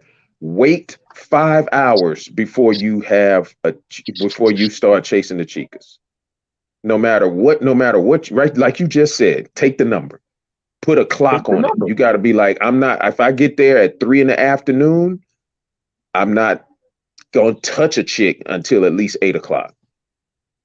You have to put a clock on that because it's going to always be there. Because once you get there, your first trip, by 8 o'clock, you're going to be you done ran through 3 chicks. Yeah. This is your first trip you're talking about. Right. Your first trip, be like, look, take this advice. No matter how bad you want a chick, wait 5 hours before you touch a chick. Trust me, you'll understand because you're going to be going bananas for the rest of the day anyway. I mean, yo, Jay, I'm just going to tell y'all like this. They used to be like, and I stayed in y'all famous Thug Mansion a couple of times. They used to always say, yo, why you don't never want to get in the car? Y'all go ahead. Y'all drive everywhere. I'm good. I'm on foot. And I'm walking the blocks. I done got every bartender's number. 2/3 of the chicks walking down the strip got their numbers too. And you know, everybody's like, baby, you want to go now? Nah, I'll holler at you later. Because that's how you have to be. Everything has to be on a later basis because the later you take one of these girls, the better it is for your pocket. Mm-hmm. Yeah. Because you, at the end of the night, she's not trying to go home without making no money. So when you the last resort, like, yo, ma, you take this $30, $40 or go home with nothing. And it's even more. And after you live here or be here for a while, you know when to catch them early in the day before the night even gets started. You know what I'm saying? You have a whole plethora of specific day chicks who get day money. You know what I'm saying? Daytime money before noon money. You know? Yep. So it's like you know how the clock work. You figure it out. They know when it's easy money, or they know when, you know what I'm saying, it's a whole schedule. You know, people they just tend to fall into a schedule. And if you learn it, it's like the stock market. You know when to buy, you know when to sell. It's a process. It's a whole organization. You know what I'm saying? It's a whole living, breathing organism that's clock related. You move at this time, you feel a certain way this time. You do, you know what I'm saying? You learn how to maneuver around and capitalize on your investment. Yeah, respect the pace. You gotta take yourself off that smash and dash list. You know what I'm saying? You can't be the smash and dash guy. Right. You know, so if like last time my boy, he wanted to stay in Casa Linda, right? And you know, Casa Linda make you wear them damn wristbands, right? So the chick is like, Casa Linda, right? But the dudes at the other tables also in Casa Linda, right? He takes the chicks with him back to Casa Linda, right? She smash and dashes him and winds up in the villa next door. Damn. Arguing at 4 o'clock in the morning with the guys in that villa. And I was like, see? And I said, that's why you don't take them chicks. I said, when them chicks is rushing you to my, let's go now, baby, and all that, be like, yo, I got your number, I'll holler at you. And just keep looking because they looking to do fast stuff. They want to jump, they want to hump on you for a couple of minutes and keep saying to you, you didn't come yet, you didn't come yet, you didn't come yet. Because we all done been through that one. You ain't looking for that. So you looking for the joint that's gonna come, she gonna chill, you know what I'm saying? You gonna smash a couple of times during the night for that $30, $40. And when you wake up in the morning and you're like, damn, I'm hungry, she's gonna be like, oh, I could cook. All right, well, get your ass in that kitchen and cook. Oh yeah. Yeah, we did this villa. That was a requirement. We was like, yo, your girl got to cook, bro. Your girl got to cook breakfast. You're gonna come cook lunch. If you get one, gonna cook dinner. But they got to cook. We got the villa. We got the villa. We got these dishes. we going shopping. You bring a girl, you got to decide. You got to ask her if she cooking in the morning. Ask she gonna cook at night. Ask, you know what I'm saying? So it's like, hey. That's when teamwork make the dream work, everybody get it right. Yeah. I mean, guy eating. You just gotta really be conscious with your money, man. And it's kind of hard. If you're a fool with your money where you live, you're gonna be a fool when you get there. Yeah. But you still talking about trying to tell somebody what to do with their money. Dudes ain't really trying to hear that. And even more, I mean, you do hear, you know, some people say, oh, you know, like you said, you know, it is their money, and yeah, you've worked hard for you, do as you please. I just feel, you know, as people call, as a YouTuber, I've got that responsibility to let brothers know, you know, hey, respect Glenn Ball, man, I see you, my brother, I see you, man, I see you, salute. I just have that responsibility to just let brothers know, look, don't overpay for stuff and respect that goddamn PESO. Because we, like I said, we don't respect it. I didn't respect it until I went back to England with spent over £3,000, which is $4,000. Over $4,000. I was like, where's my money gone? Where's it gone? I was partying with you that night, boy. Oh man, I spent too much, Cook. I've spent too much. But the joke is, and going back to the Cortez conversation, it wasn't that. Okay, you know what it was? It wasn't so. It wouldn't be so bad, Cook, if I could say, you know what? I had that mango, I had this mango, I had that seagulls. It wasn't that judgment, bruh. That was the joke. It wasn't that judgment. Right. You know what I mean? I'm not saying there weren't a few mangoes and seagulls, one or two here. I'm not saying that. But as I said, you know, I did have my link with me. So maybe that had something to do with it when I was going out all the time. Instead of paying for one, you pay for two. You know? Right. Things like that. But like I said, because I didn't respect the pay. I remember going to the cash point. I remember one time it was coming up to the end of my trip, right? I never forget this. It was coming up to the end of my trip. And I went to the ATM and I drew out an equivalent of £200. I believe it was like 15,000 pesos. Bruh, I'd done that in like a day and a half. And I was going back to the cash point to draw out another 15. And I was like, hold on a minute. What the fuck did I do with that much? Like, this was coming up to the end. I'd like 10 days left. Right. But my mind kicked in, was like, oh, my trip's going, so I better enjoy myself. But I'm like, where did that money just go?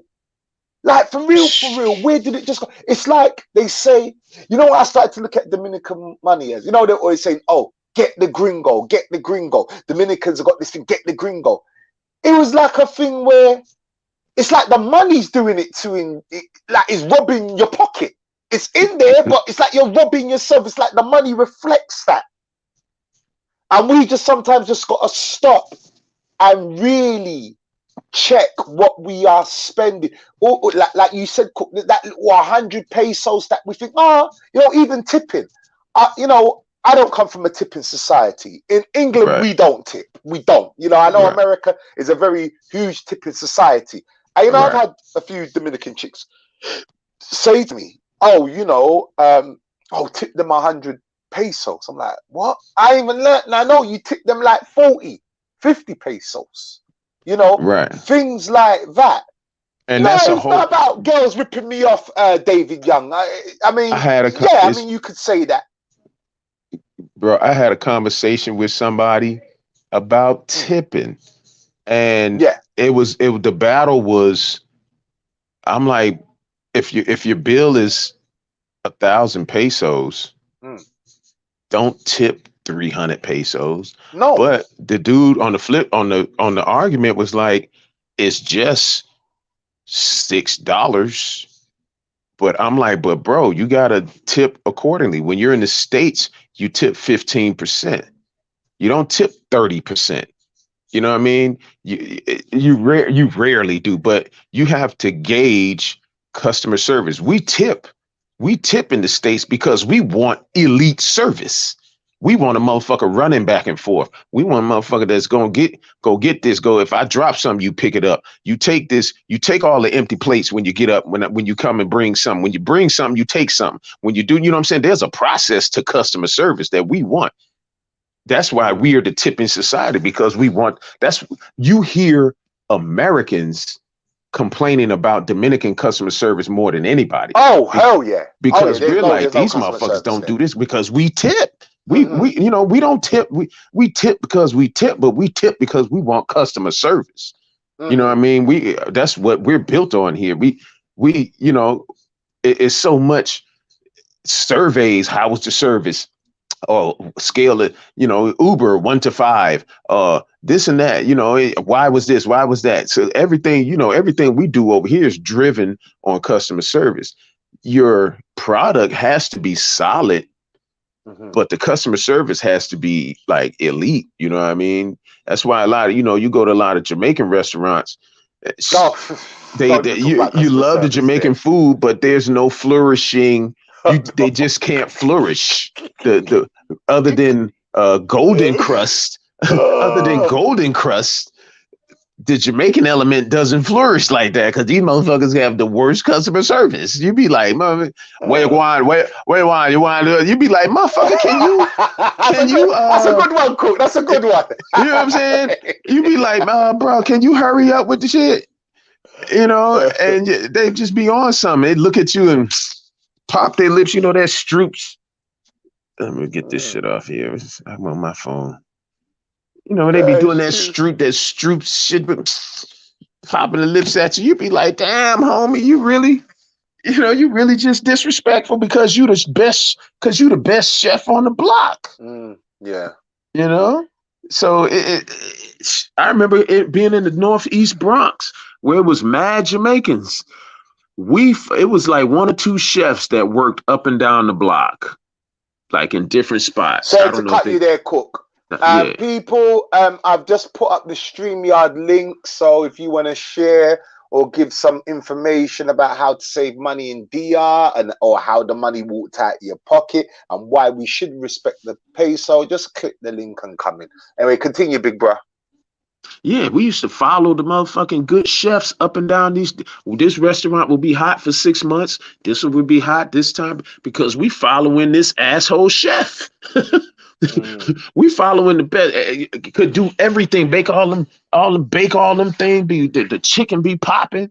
The stewed chicken be popping. The jerk chicken be popping. The oxtails be popping. The rice beans with sauce shit. Veggies.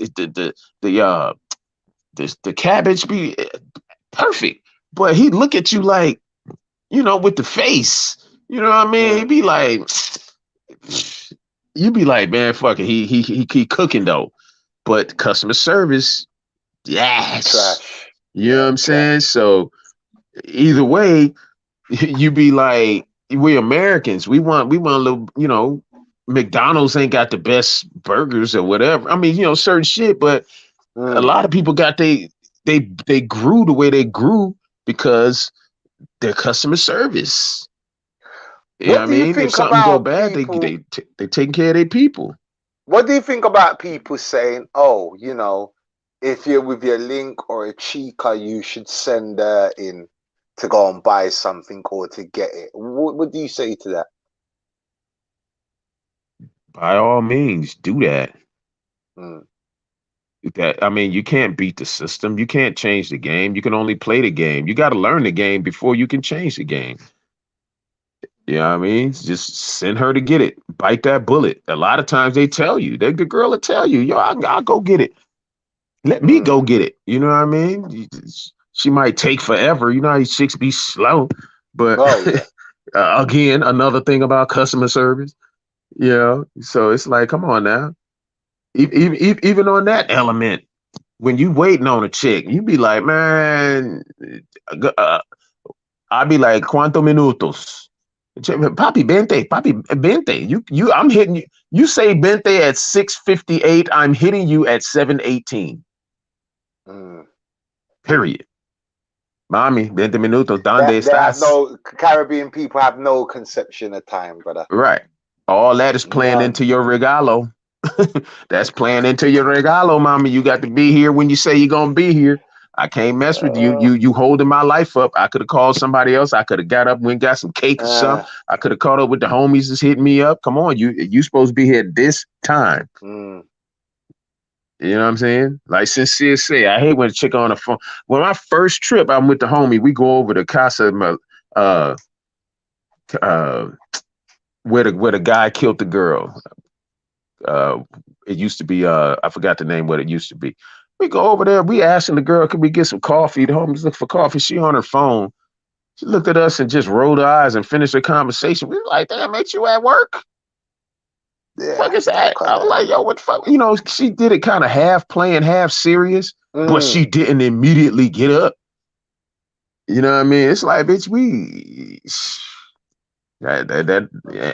worst ones are when you're trying to top up your phone, bro. When you're topping up your phone, it goes to like there's like 20 people in there. There's just one person behind the desk. You think, why don't you employ more people?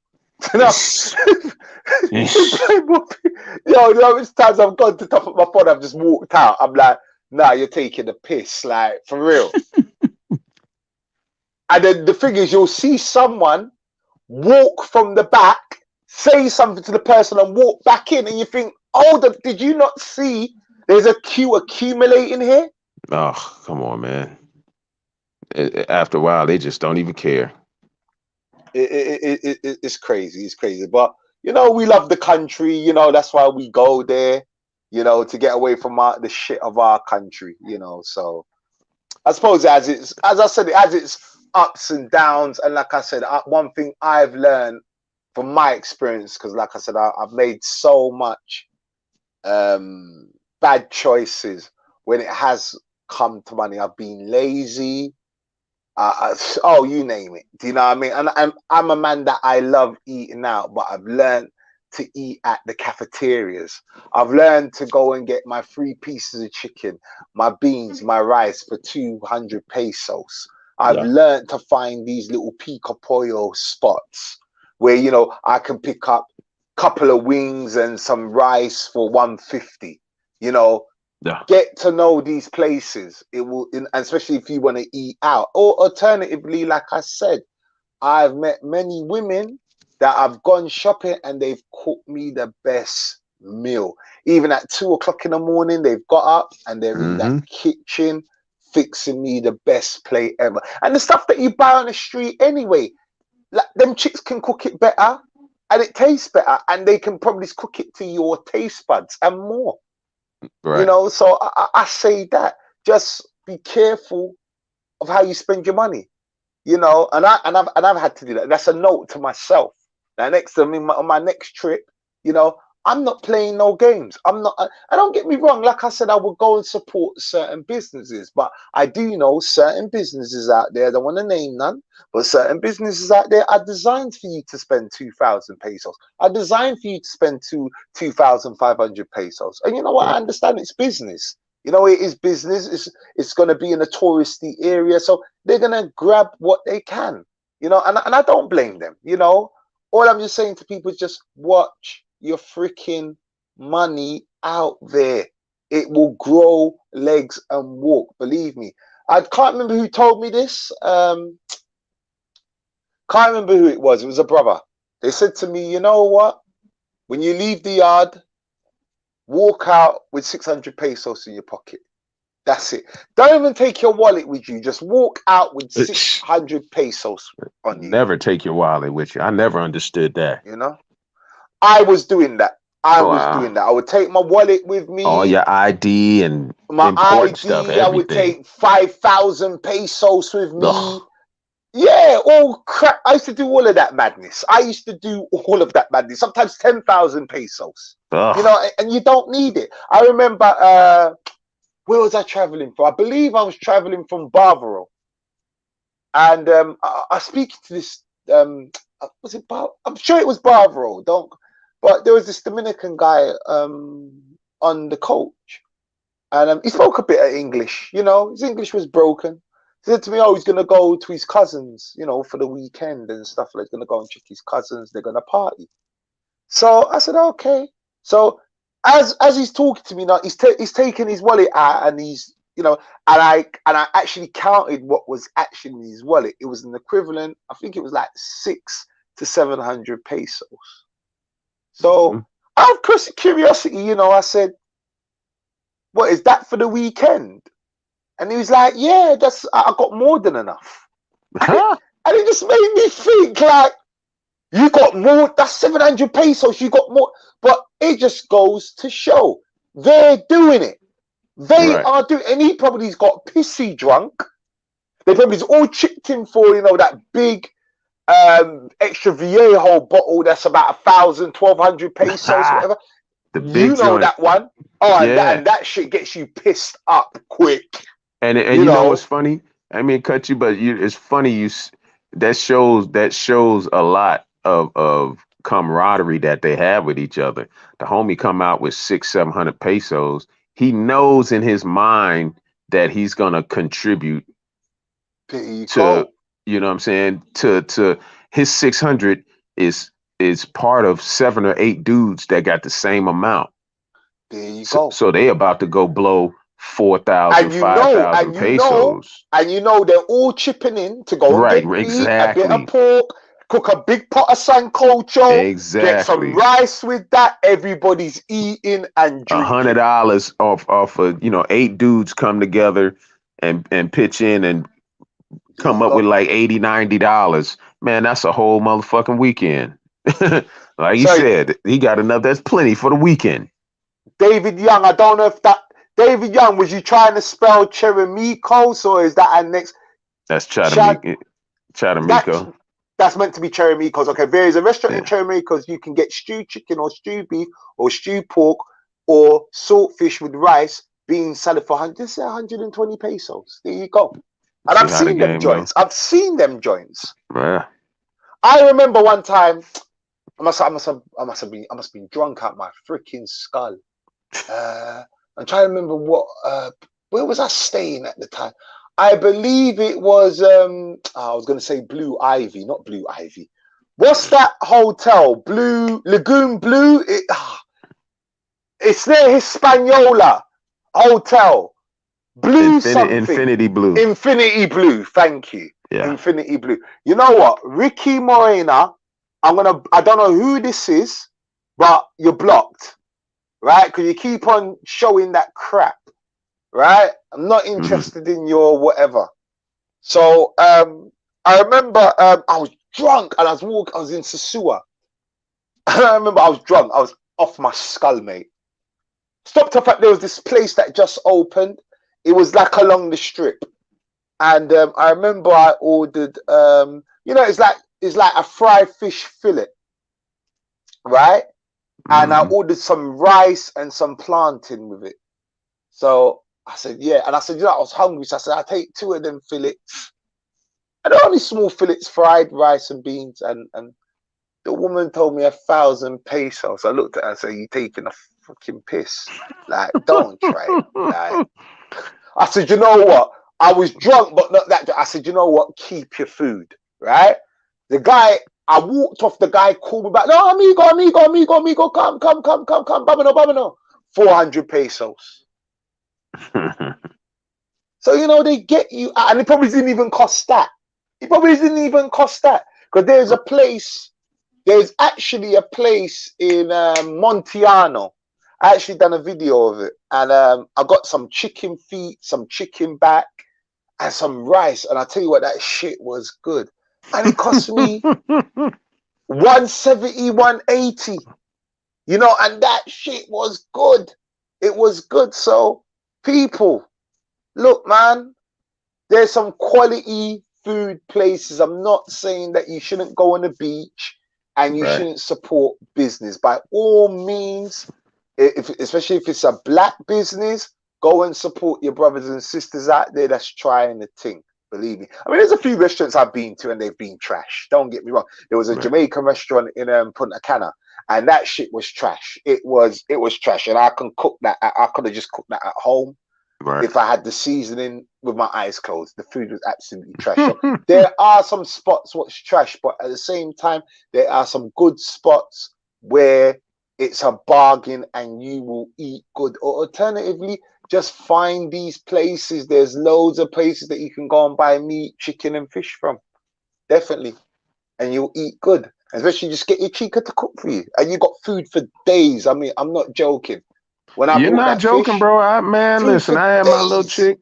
I told you that she would come from and La Liberacion, which was the people they moved from Chatamico to behind La Union. I know La Union. Yep. But hold on. Sorry to cut you. Was you in the front of La Union, or was you up the hill in La Union? That's why I said La Liberacion is the one up the hill in the back. Okay. Yeah. Because they used to live in Chatamico. So you was in La Union. Yeah, I was in the thick of that. Oh, I love it, bro. That whole setup is just it's just so Dominican. It's like a little city in a little city. And then when I first saw the back, that just threw me off. I was like, oh, this is crazy. It's more going on back here. Look at this. Yeah. Street parties and everything, man. Domino games on the street. You got a guy selling beers from his house. They got on that hill, coming off that hill. Yeah. They got it. It's stone. It's like a stone hill, and they lay their clothes on that to dry them. Like all over that. they just lay their clothes flat on the stones. Yep. And let them dry on the stone. You know what I'm saying? It's like a rock hill instead of a dirt hill. Like you come over in the back in the street, the street that comes down the hill, the side of that street coming down the hill, the side of it that's the hill is rock. It's like stone. And you come on the right day, it's colorful as hell with their clothes sitting flat on it. Wow. And it's like, yo, that's crazy. I had a couple chicks out there. Go over there. She getting a whole, like I said before, the whole chicken, bro, under 200 pesos. Yes. A whole chicken. And David Young, you're right. A lot of brothers don't go there. And I think this is the problem. Sorry to cut you. I think this is the problem. Because brothers, you know, and I understand. Look, if you're coming for a weekend or you're there for 5 days, you've saved all your money up for a whole year, and you're going to Sosua to have a blowout. I get it. You've worked hard. You've paid your taxes. You've paid your child support, and you just want a blowout. By all means, do it. But if you're on a staycation, come out of Sosua, go and venture. Even Maranata, where I don't want to say the name, but you know who lives in Maranata without saying his name. Do you know what I mean? Up there, food is cheap. You know, I remember one guy charged me for empanada. It was like 100 pesos. Yeah. You go to Maranata, it's 25 pesos, 30 pesos. 30, yeah. But they charge you 100 pesos for flipping empanada. And I tell you what, we're in Maranata, they do the best. These empanadas are fat. I mean, fat. Oof. Big old. You know what I mean? So, man. I had the egg one. It was a double egg, but it was a fat empanada. One will do you for breakfast and a coffee. Believe me. Damn. You know, so I have to say to that brother,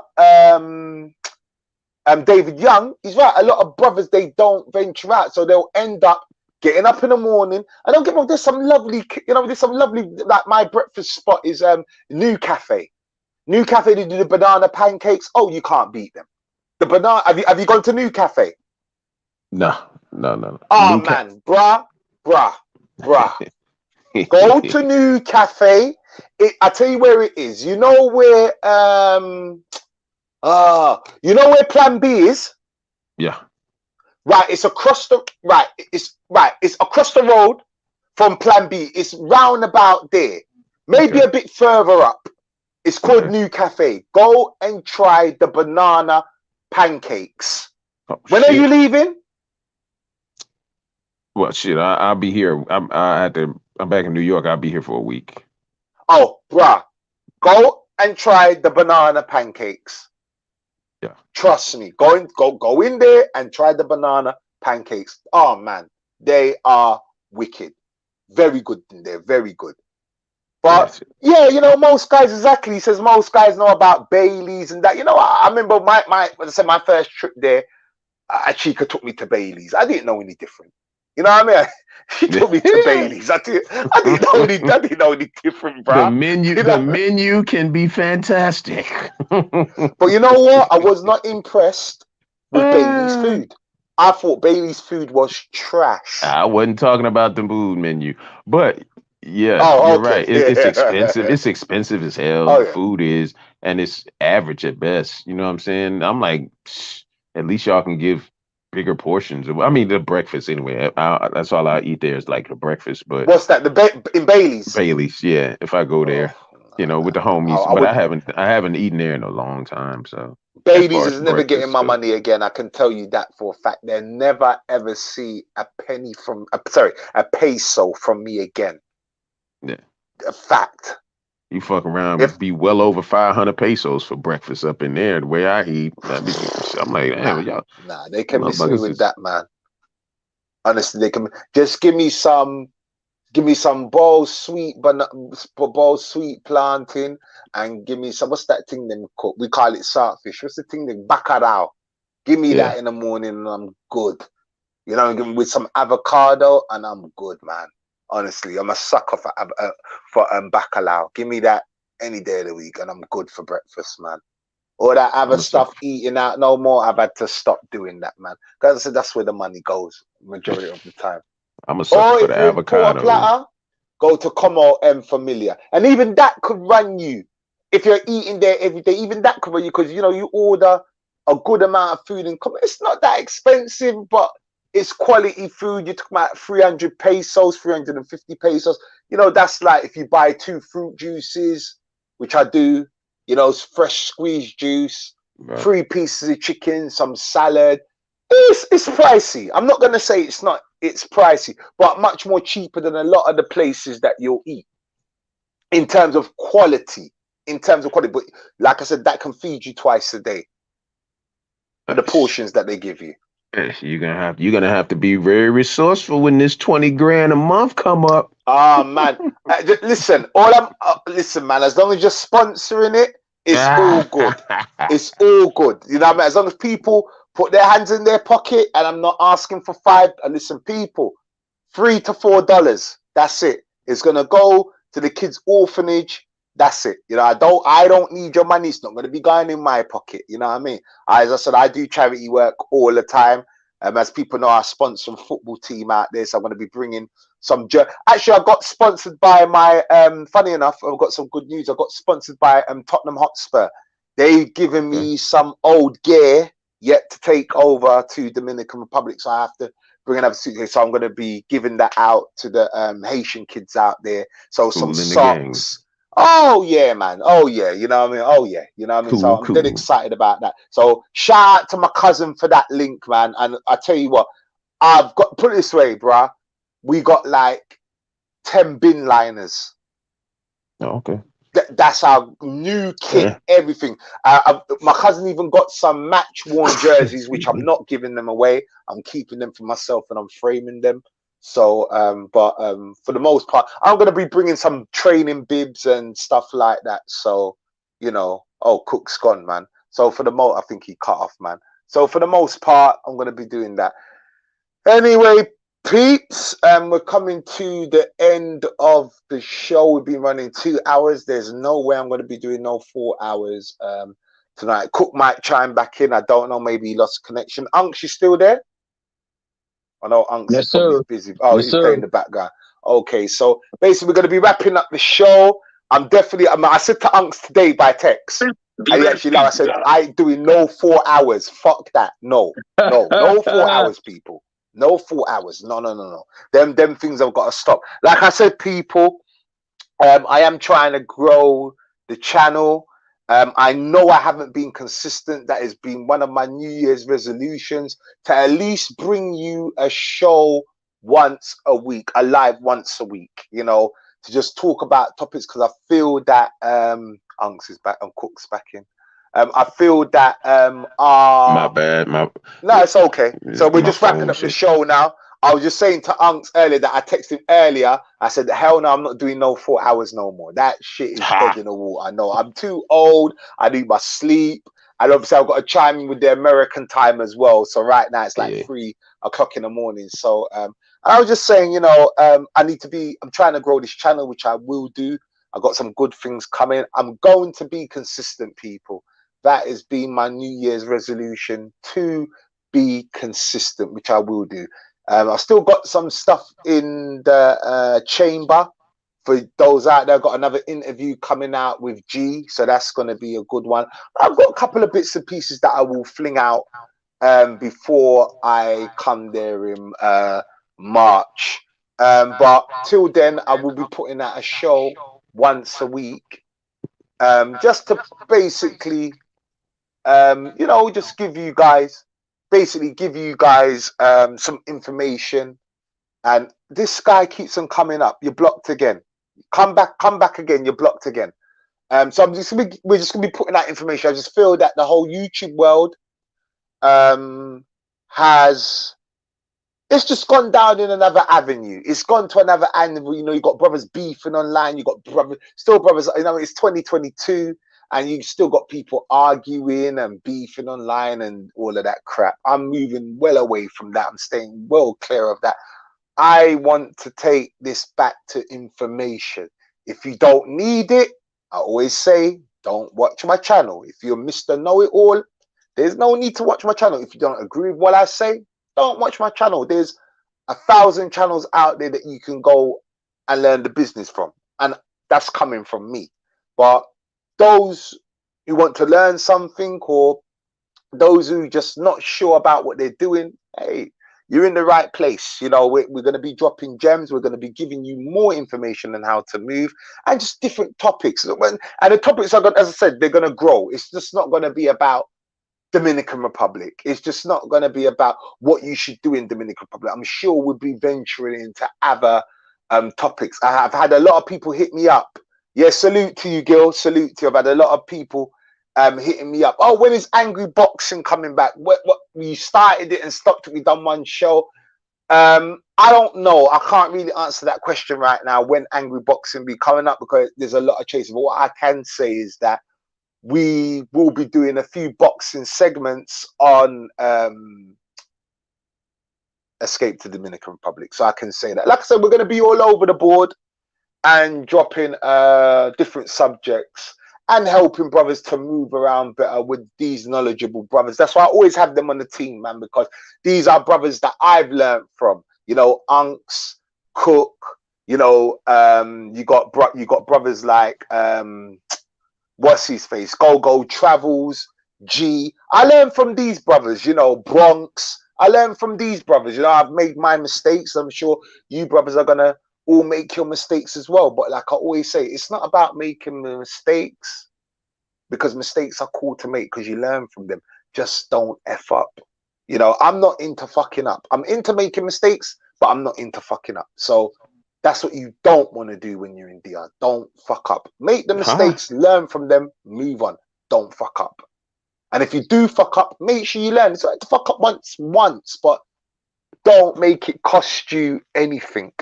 You know, we're all going to make these mistakes. Brothers that are going over for the first time, you're going to make these rookie mistakes. I've done it. Cook's done it. Unks has done it. And this is why they're here, giving you jewels and dropping jewels at the end of the day, because it's needed. You know, there's a fool born every day, they say. Or they say, you know, there's always a newbie jumping on the plane coming to Sosúa or going to Santo Domingo or wherever, La Vega, Bávaro, wherever, Santiago, wherever. And they're going to make these mistakes. This is why we're here And this is why we made the mistakes, so we can pass on that knowledge to you brothers out there, so you don't make the mistake and you don't F up, and you can manage your money better. You can have a better holiday, stuff like that. So this is what my channel is here for. Those who appreciate the channel, please smash the like button. Please leave your comments down below. If you're going to leave some stupid, abusive comment, I'm just going to delete it straight away, because we're not going into 2022 like that. That's one thing I'm not going to be doing. Yeah, we're gonna have to have some angry boxing, because we're too live in there as it is. You know what I'm saying? We got, you know, that's just a whole nother conversation. You know what I'm saying? Because like you said, Spence, Crawford, they food for Ennis. They're food for Ennis, son. I agree. I agree. Crawford, I don't know. Spence, yes. Crawford, I don't know. I can't do, because Crawford is a different type of animal. Yeah, but after seeing him against your boy, I just don't think he got enough. He don't have enough. Who against who? Against Showtime Porter. I don't think Bud got. No, bro, I don't think Bud got enough for Ennis, bro. I don't think he got enough for Ennis, bro. Hold on. KOs for everybody. Time out.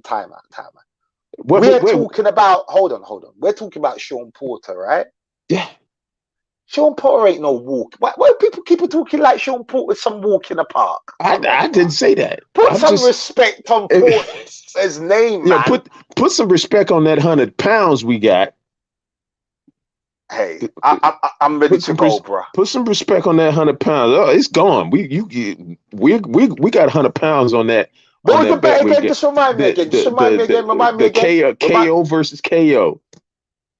That was just remind me again. It was I said what was it? Deontay and AJ. Oh yeah, that ain't happening, bro. I'm taking your $100. I'm taking your $100. We need $100. Yeah, okay, we go. Yeah, like I said, if you got Cash App, I want my money straight away. I don't want no excuses. Bro. I don't want your phone locking up. I don't want to be looking for my $100. I hope we are on the island when that fight happens, son. Oh, I hope we are on the island. It needs to happen. We're gonna put money on it. I'm telling you, son. It is. AJ he's washed and rinsed. He just y'all looking at Deontay like he works. Hey, man, listen. The problem with AJ right now, big bruh. Here's the problem right now with AJ. And I've always said, I'm an AJ fan. I didn't mean to take this to angry boxing, because we can do it. It's already gone there now. Right. Yeah, he's gone and done it, right? When he mentions AJ, I had to do the disclaimer. I had to do the disclaimer. My bad, but I just couldn't hold it in. I'm like, bro, when I heard your voice, all I could think about is escrow. But go ahead, bro. Escrow. Go ahead, bro. AJ has done one bad thing. He's taken a college teacher and expects to be taught the university way. It's not going to happen with McCracken. I've been saying, the problem is, listen, Junior's my boy. Junior's my boy. I got mad love for that brother. But you see, with Junior bullshits too much, because the thing is, and let me tell you why. The black gypsy. The black gypsy. Let me tell you why. You Americans, and shout out, there's a podcast that came out. I think I posted him. He was telling some raw truth. And you know what? I can't remember the brother's name. He was saying this. Tyson Fury and Deontay Wilder was not selling tickets before they both fought each other. This is facts. They needed one another, right? Yeah. To sell. I'm going to say another thing. And he admitted this openly. He admitted this. Before the zone came in, and this is facts, when Eddie offered Deontay Wilder 15 to 12, okay, went from 7 to whatever, 12 million, 15 was his last offer. Yeah. Deontay Wilder, hold on. Deontay Wilder, we both know. Let's deal with facts. All right, you got it. We're not going to do the junior. Deontay Wilder And one thing, Josh Junior will put this bullshit up. He'll get something, he'll cut it out and put up the headline. Right? That's why when he showed me one article, I showed him 6. He don't like that shit. He likes to play. And I'm jumping from pillar to pillar because this gets me so angry. He skips favorite person. Skip try to be cool, but when he talks to Junior, Skip kind of loses it. It's funny watching Go-Go because this is what Junior does. He does it. He pulls it out. He wants to push a narrative to the American public and my American brothers that Tyson Fury is this great boxer. Tyson Fury is a very good boxer, but my friend, Tyson Fury hasn't fought anybody. Don't tell Callahan though. Hold on. The Klitschko fight, he turned away, went and stuffed coke up his nose to do the rematch. He didn't want to do. He didn't want that. He didn't want it. This is renowned. He didn't want that. He didn't want that rematch for that. When Wilder handpicked Fury said yes because Fury knew that Deontay Wilder didn't have the boxing skills, and he knew he'd get a payday. This is why I say both of them need to thank fucking Eddie Hearn. Because if it wasn't for Eddie Hearn offering Wilder that 15 mil, he would not got paid that 10 million for fighting Dominic Brazil. If the zone didn't come in with that money, he would not got paid that, bro. This is facts. But see, the problem with that is you're not seeing that money, bro. But he was going to. You got to come to the States. Regardless of what's going on. And AJ, see, the whole thing went wrong when AJ came to the States and lost. No, you see? When he came to the States and lost, that messed him up. America. AJ didn't need America. No, I understand that, but everybody needs to conquer the States. He didn't need it for the money. He was filling up 80G up in Wembley and all that, getting 20, 10, 15, 20 mil a pop. So let me ask you a question. His money is tight. His money is tight. But he wanted, I seen a big ass billboard in fucking on 42nd and Broadway. Right. The Mecca of the world. And it was AJ, son. He was making his way here. So let me ask you a question. How much times could you fit England into Texas? What, 3 or 4 times? I don't know. Okay, cool. We'll deal with that. It's more, but we'll stay with that 3 or 4 times. We'll stay with that. And it's probably that. Okay. How much stadiums? What's your stadium capacities in America? We got hundreds. We got in every state. We got one that's the size of Wembley. No, Wembley's only 80,000, but you got stadiums that are got more seats all 50 states. We got 100,000, 90,000. Glad you said that. Right. Glad you said that. Thank you. Right. So you had a WBC champion named Deontay Wilder, brother. But it don't work like. But see, you got the game. You're not gonna do a Junior here. No, you got it fucked up. Go ahead. Hold on. I'm gonna tell you why. Because we're not on boxing like that, bro. Those stadiums are for so you're digging yourself. American football. So now you're digging yourself a more deeper hole, right? So you're not on boxing. Hold on, you're not on boxing like that. So Deontay Wilder could not sell out 100 to 60,000 arena. Is that correct? It's not the amount of the arena. Listen. It's not the amount of the arena. It's the amount of money. Yeah, you can get 80G in Wembley, but how much are your ringside tickets? Ringside tickets in Vegas will run you 15, 20 G's. They're not running like that in Wembley. So it's not how many you watching. It's how much money you bringing in. It's the revenue. We got a Thomas and Mack in Vegas. We got all the casinos in Vegas. So when you get to Vegas, hold on. No. You just said that Deontay Wilder and boxing is not that big in America. That's what you was alluding to. But with bringing that full circle, you still want to conquer the United States. Hold on. See, you've just jumped. You jumping. You jumping. Because let's stick with one thing at a time. Bro, listen. When you are the heavyweight champion of the world in boxing, unified. You're unified. You're American. You're gonna create your lane. And if you're exciting, and if you bopping dudes, if you're bopping upside the head, you're gonna get paid. But There's we're room running for you to away get from paid. we're running what we're doing. We're running away. This is what I'm establishing, right? Let's take the 120 million off the table. Oh, this. Let's forget. No, let's take that off the table. Let's not even deal with that because let's not even deal with 120 million. Let's deal with Deontay Wilder. At the time was WBC champion in America. You've just established that America's not. I'm sorry, America. Boxing's not that big, so he was unable, and I'm just outside of Floyd. Hold on, outside. No, we're not. No, we're not talking about. We already know Floyd sells out. We know that. We're not even dealing with. We're dealing with Deontay Wilder. We already know Floyd sells tickets with his eyes closed. We know this, right? We're talking about Deontay Wilder, the WBC champion at the time.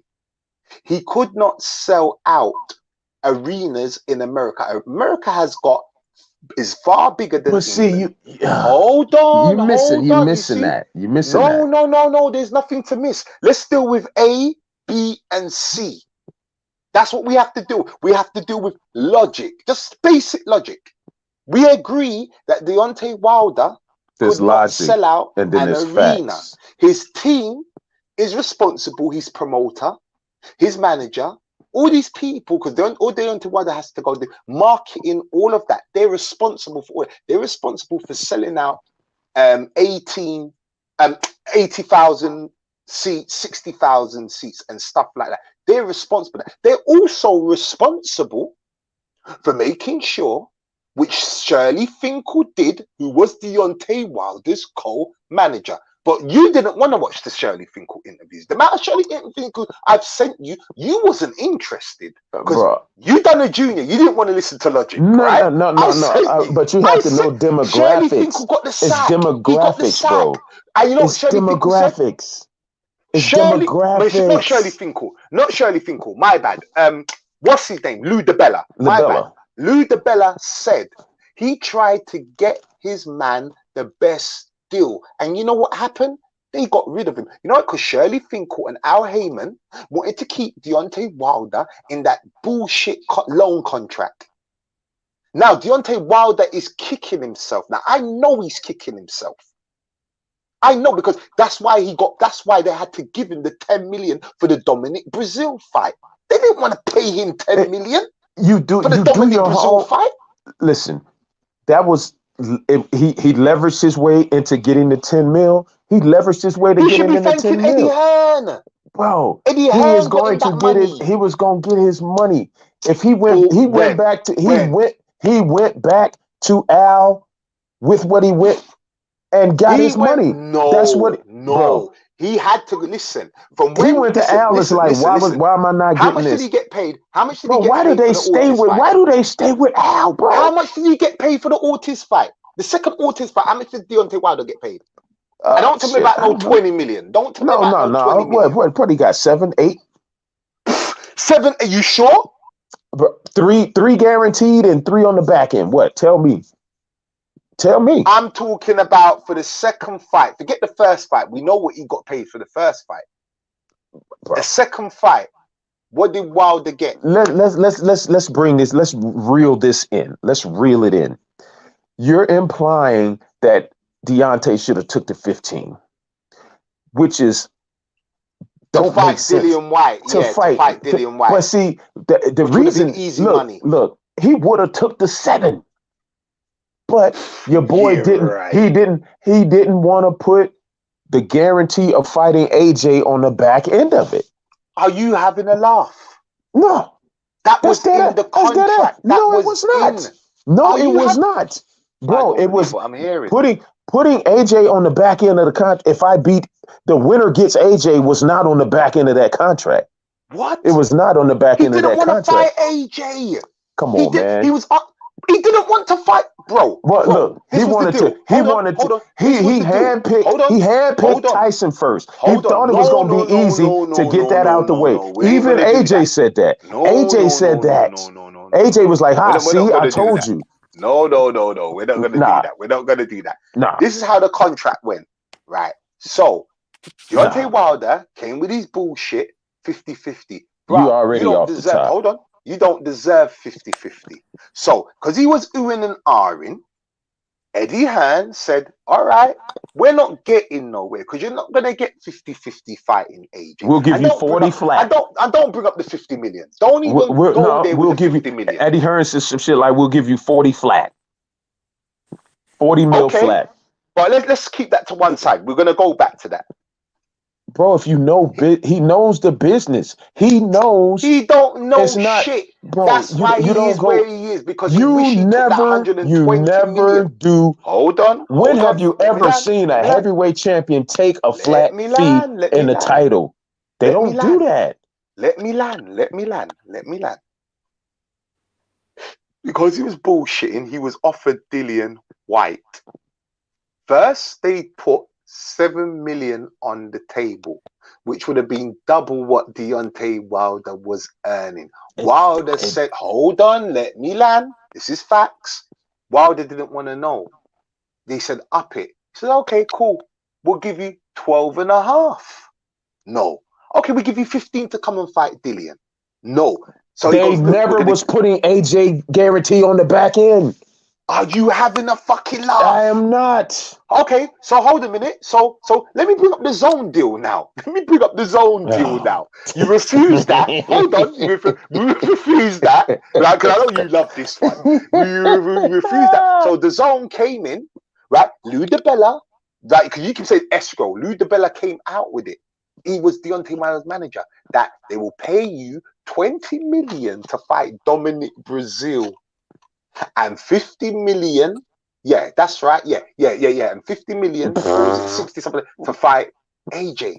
You don't sell tickets, bro. You don't sell freaking tickets. You don't deserve that percentage. The only person that can get away with that is Canelo, and Canelo fucked that up. You come to the landlord to get paid. AJ's the landlord. You get not the your money, bro. You get your money by per fight basis. You get your money on a per fight basis. That's the beauty of boxing. You never know how much the next fight will make. You go by what the market tells you. So why didn't Deontay Wilder? Because you've just answered my question, bro. If you can guarantee 50, 60 all you want to. It's not because how he's hot trash. That's why.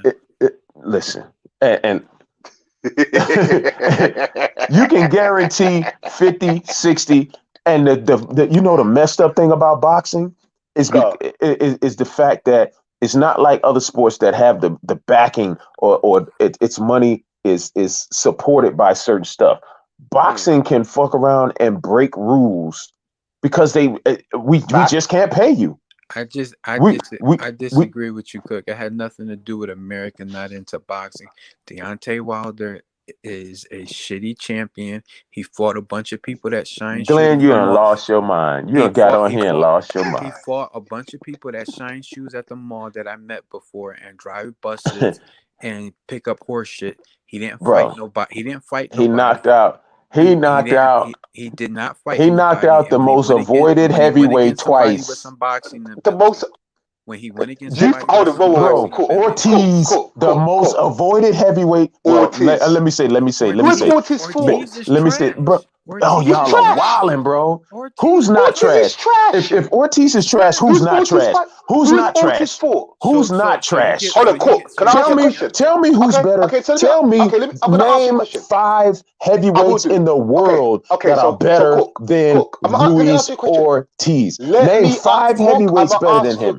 Cook. Let me ask the question. I'm going to ask credit for knocking out his grandfather. Hold on. So let me who just knocked out who? Go ahead. Hold on. Let me answer your question. Right. So you've got me, Unks, yourself, Glenn in the room. Right? Now, I go out to the DR and I knock out 20 drunk people. Bear with me 1 second. Bear with me. 20 people that are drunk and that weigh 8 stone. I'm knocking them out. And you hear, wow, Big J's just knocked out someone else. When you see the guy, you're like, okay, well, I'm not really impressed because look at the size of Big J and look at the size of them guys. Plus, them guys were intoxicated. Yeah? You're forgetting the dudes. You're forgetting the dog. I can't let you forget the dudes that was failing the drug test when he was trying to go to Russia to fight them. You can't forget the dudes that he was trying to get at. That's just an that he was trying to get at. Nah, come on.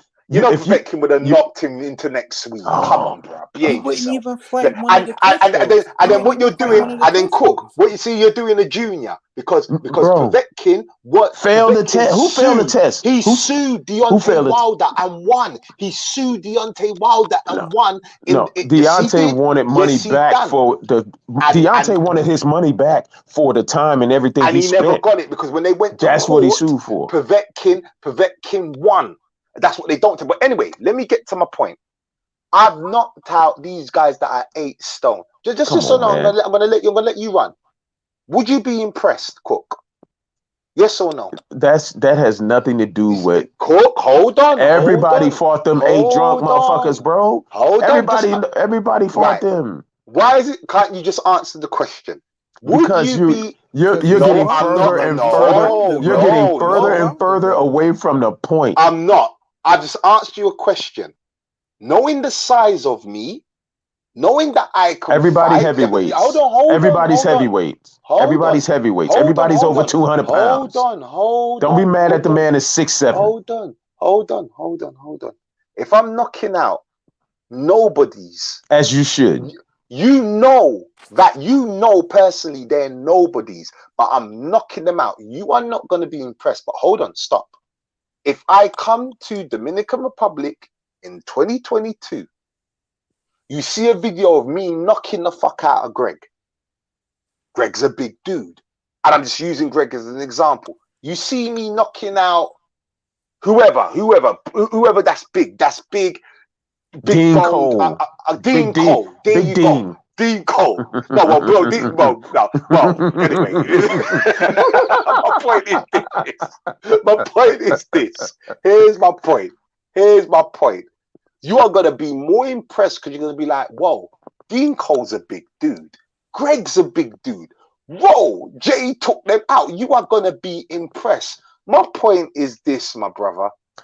Deontay Wilder. Hold on. Here's my point. Here's my point. People give AJ, he lost. Bro, I'm with you on that. Hold on. I'm with you on that. The caliber of people that AJ has fought. And how quick he fought them. Lose. And how quick he fought them. I'm impressed with that. Yes. He's turned down nobody. I've always said that. Here's my point. Hold on. No. My point ain't to shit. No, my point ain't to shit on Deontay Wilder. I'm actually shitting on Tyson Fury. Tyson Fury. This for those who are listening, for my American family that are listening, this is the problem with Tyson Fury and AJ. Tyson Fury is a gypsy in England, a white man, right? The gypsies are very racist in England. I'm going to say all of them, but for the most part, they are. Tyson Fury, being a white man, was meant to get praise in England, right? England being a predominantly white country was meant to be praised. When he went and beat Klitschko in his own back garden, the English public did not give a shit, a flying fuck about that. When AJ, a black man that's of African descent, that look black, no mixed race, no nothing, right? Captured the hearts of the white public in England. They suckered up to AJ. He was the golden boy of boxing. They loved him. That irked Tyson Fury, especially when AJ was fighting. He weren't fighting cream puffs. He was fighting people with names, people with history, ex-champions, etc. He got right. He got it. He got it in before in 25 fights. Took Klitschko in more stylic fashion than that is the difference. Fury, hold on, became unified champion as well. Tyson Fury didn't like that. A lot of the Fury fans don't like that. Tyson Fury boxed a guy called John McDermott. You can all go back and look this up. He lost. He lost that fight. Let's go fast forward. He fought a guy called Otto Weiling. Otto Weiling beat that fight should have been stopped. The guy opened his face up. Right. Tyson Fury, not taking anything, a very intelligent boxer. knows his ring cuff. Don't get it twisted. But Tyson Fury has not fought nobody. If Tyson Fury fought half the people what AJ fought, Tyson Fury that was would my have already argument lost. bro. That was my whole argument with regard to that. My thing. Well, Glenn, you want to add? I feel you. We all in your way. I go like this is my thing is Deontay Wilder has the love. I goes like, but I noticed the people that go the hardest for him is the people that look like him, but nobody actually does their research. He has more wins against people with double-digit losses than any heavyweight champion in history. Oh, who's that? Fury. He does. No, he said Deontay. Wilder has more wins against double-digit loss people in history.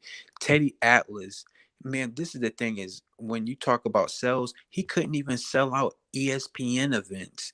So how you think he gonna sell out big arenas? Yes, I'm happy he started boxing for his daughter and all that.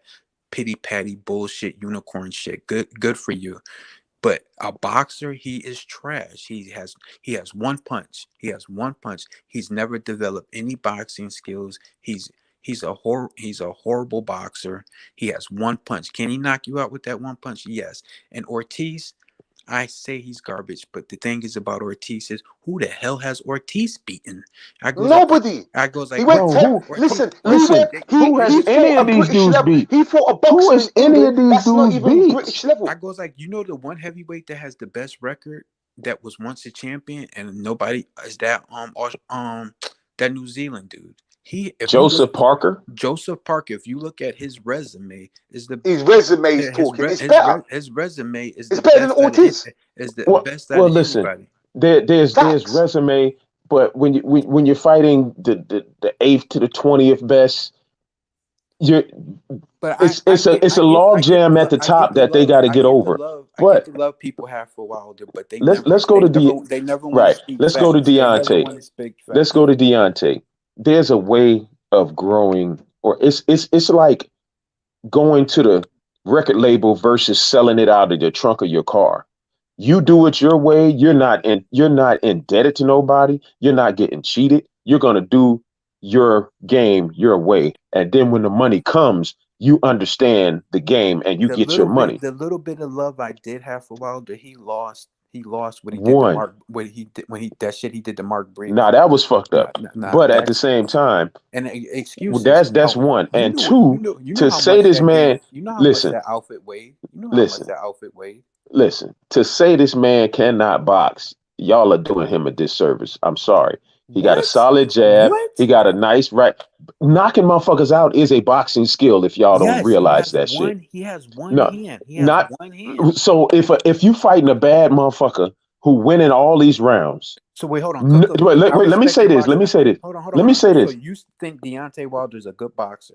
Absolutely, he's a very good boxer. If you are listen. If you're Luis Ortiz, one of the better boxers at heavyweight in the last decade. Luis Ortiz, one of the better boxers at heavyweight in the last decade. Do we all agree? No, I do not. Why not? Who's a better heavyweight boxer boxing than Luis Ortiz? Please, can you? There's loads. Luis Ortiz. Who is this? Who is this loads? Who the fuck is this loads? Got a better. You are high as hell. If you are high as hell, if you think Chisora could beat Ortiz.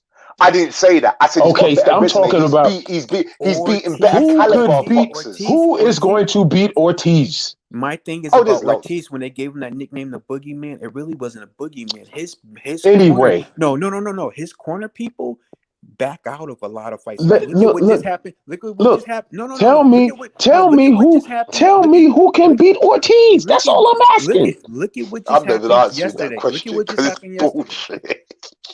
You cannot answer it. No. Look at what just happened yesterday. They offered him a chance to get a chance. But for Hergovich. He came up with a phantom injury, acting like he's hurt. But after he beat he says, I want to fight every heavyweight. But now you act like a little Mitch. When they offer you a fight, who they offer him? Who they offer him?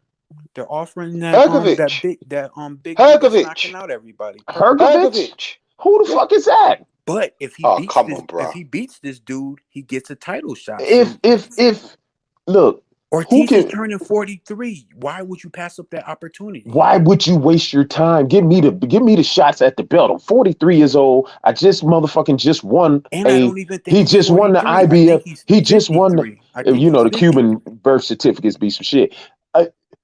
He just won the IBF mandatory. The mandatory against nobody. Charles Martin. Listen, Charles Martin is better than you say. Charles Martin. Like I said, both of them motherfuckers beat Usyk. Both of them motherfuckers can beat little ass Usyk.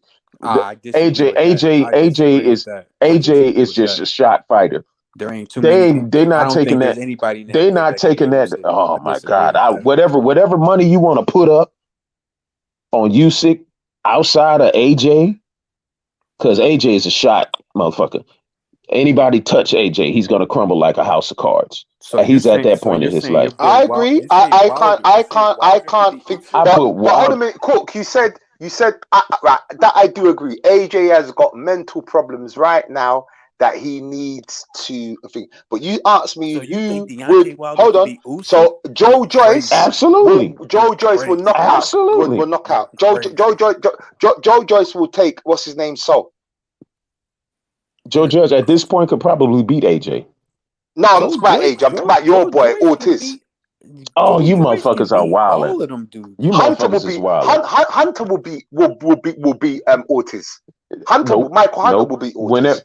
Whenever Ortiz. All right, whenever these dudes match up, bring your monies. Pleasantly plump Andy Louise will get knocked. No, Andy Louise will be. Hey, my brother, can I interject for a second? Ortiz is overrated. Yes, you can. My brothers, can I interject for a second? Yes, Let me ask you a question. And I'm gonna change the sport, but it's gonna mean the same thing. Right. You take the worst basketball player on the court, and you say he's garbage, right? Right. He's a fucking pro. He can give you 40. That's not his job on the team. So you got to understand, you're talking about which boxers is garbage. Even the worst boxer will fucking hurt us. Bro, because you gotta understand, these dudes are the 20 best in the world. It's a big ass world. The 11th best, the 9th best motherfuckers in the world is bad motherfuckers. I ain't talking about a boxer doing anything to me. I'm talking about them doing something to the people they have to fight against. Listen, listen. Who answer to number AJ one right now? Answer to no one. AJ. Let me just say this: AJ and what's the other dude? Deontay Wilder. You know what the problem with those two dudes was? They weren't used to getting hit. They don't get hit. When you're the only one hitting, you're great. If you're not used to getting hit, and Mike Tyson suffered for the same thing. For years, he did all the hitting. Right. What happened to AJ? You're not used to getting hit. What happened to AJ? This is what happened to AJ. This is what happened. This is what happened to AJ. AJ made one big mistake. Smaller dude's game. No. AJ got exposed for having a bad chin. AJ got a wake up. AJ got a wake up call. Let me tell you what happened to AJ. AJ went over to America because remember he was meant to fight Big Baby. I want Big Baby to come back. If Big Baby, I can't wait that motherfucker. Big Baby would have punched him out the ring. I would have put money on. I would have put money on Big Baby to win that. And that's a motherfucker I forgot about. Big Baby, I will put money on Big Baby. Big Baby's a live dog on everybody. Big Baby's gonna win. I already said from the AJ and the Big Baby fight, my money was on Big Baby. My money was on Big Baby to beat that, right? To win that. But anyway, Big Baby got busted for what he. But and I never deal with the steroids thing because I always said it and I say it again. They're all on shit, right? Just whoever gets caught. So I never deal with the steroids thing. You never hear that come out of my mouth, right? AJ's the biggest steadhead going. But anyway, the point is he got busted. Then we moved on to Luis Ortiz, which. He didn't want to know. Y'all keep talking about Ortiz. Hold on. Let me keep talking shit about Luis Ortiz. Let me land. Right? He got offered $7 million to Luis Ortiz. Luis Ortiz. No, first it wasn't even. It was Big Baby got busted. Then it was what's his name? What's the Polish American guy's name? What's his name? I know the big boy. With the Bart Kanowski. Kanowski didn't want to know. Adam. Kowanowski didn't want to know. Adam. He didn't want to know. Adam Kanowski didn't want to know, so it got moved on to Ortiz. That shit was like 5 days notice. Oh, come on, man. Don't matter. He didn't want to know. You need to be ready. He didn't want to know. Then he turned down some minute. Andy Ruiz obviously stepped up to the plate. The problem, this is AJ's problem. AJ, every time when he's in England training, he goes up to Sheffield, which is cheap team GB training camp, and he'll go and spar cruiserweights and heavyweights. Tap, tap, jab. I know a guy, and this is facts. This is not no bullshit. My boy, shout out to G-Con, right? My boy G-Con. He spars AJ. G-Con ain't no boxer. This is facts. G-Con trains at AJ's gym, right? Seen the pictures, the works. I've seen the footage, everything. AJ went to America and he got a wake-up call. When that guy, what's that white boy that sparked him out? What's his name? Can't remember the blood clot white boy name now. That beat who? The white boy that beat him up in sparring, man. Joey DeRecco. Joey DeRecco. Joey DeRecco. Knocked him the fuck out. Gave him a concussion. AJ was like, hold on a minute. This is sparring? This is sparring? No, this can't be sparring. Joey DeRecco knocked his fucking teeth out again and said, yeah, this is how we do it in the United States of America. All that jib-jab, touchy bullshit what you're doing in England. Oh, hell no, bruh. This is the Lions Den. AJ got a wake-up call. Got a rude awakening. That's why you got to come to the States. I forgot about that element. The pure element of competition is over here. And I don't deny that for one moment. Right. He has to go. Listen, any boxer has to go to America. Now, it was to make money? No, because AJ makes money. But right. the sole element that you got to go to be to the best, America, to be the best, to be the best, to be the best. Go to America. There's no doubt about that. As a boxer, you need to go to America and fight in America.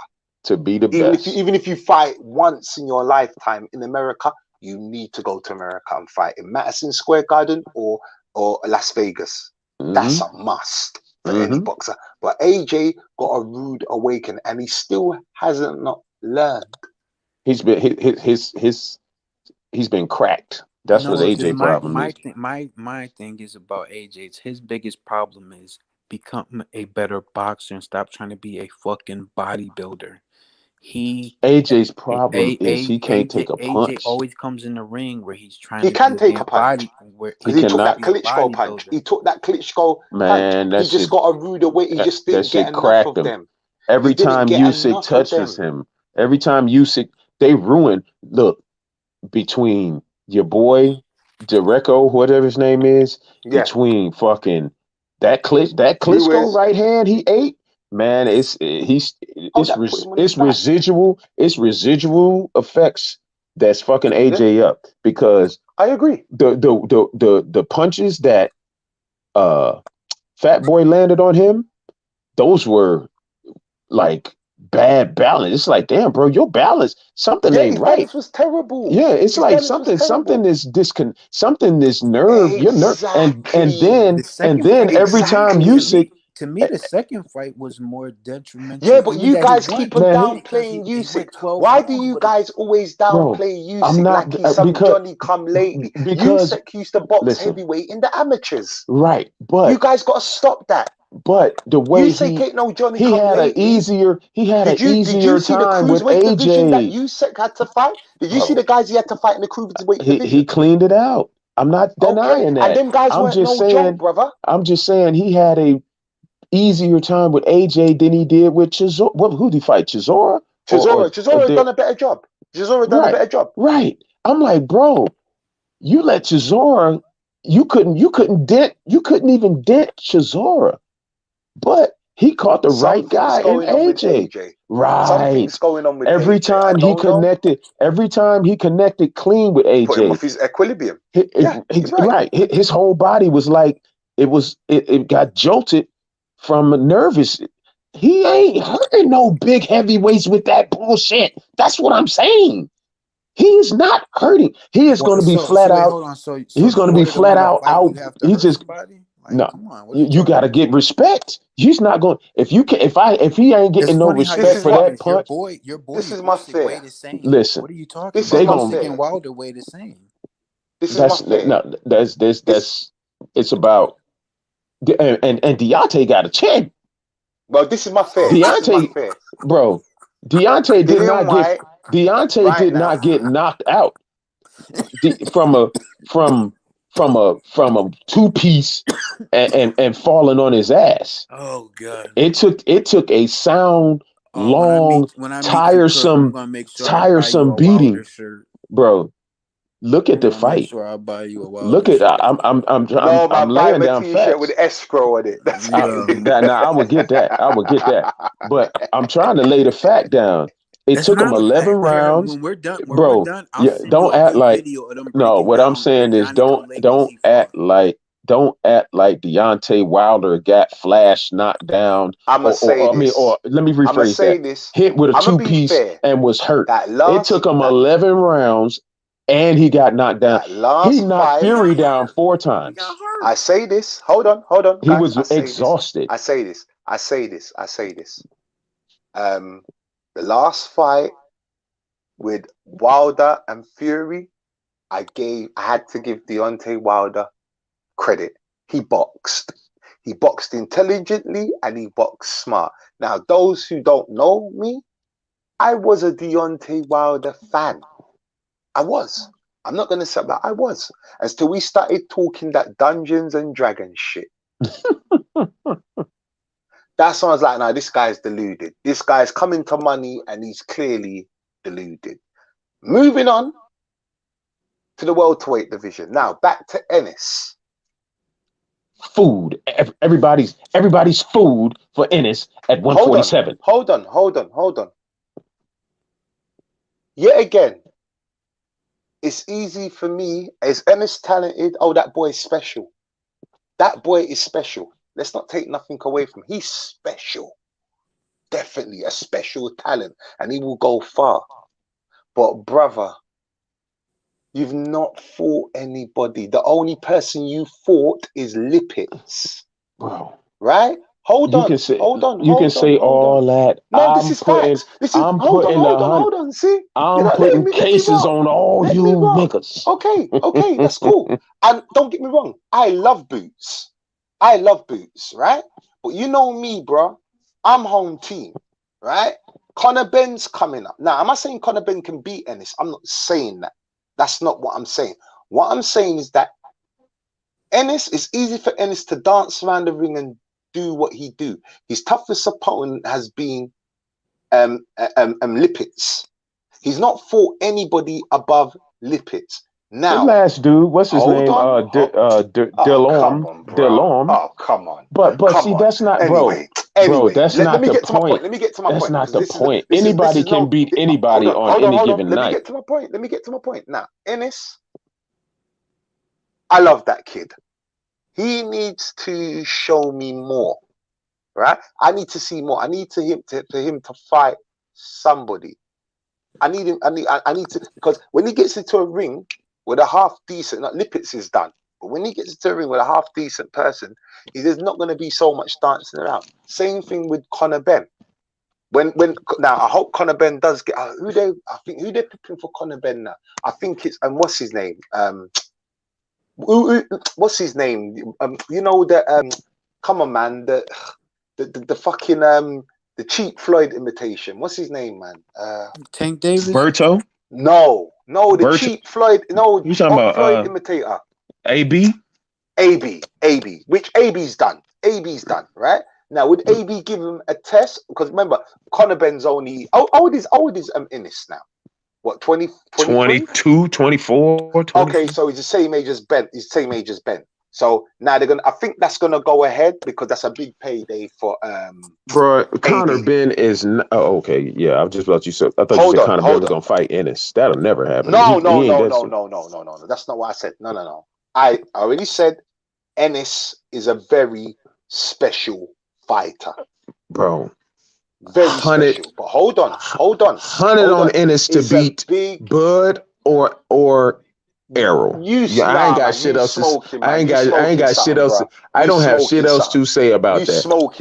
Put your smoke money up. Nah, bro, you smoking. Put your smoke money up and let it get taken.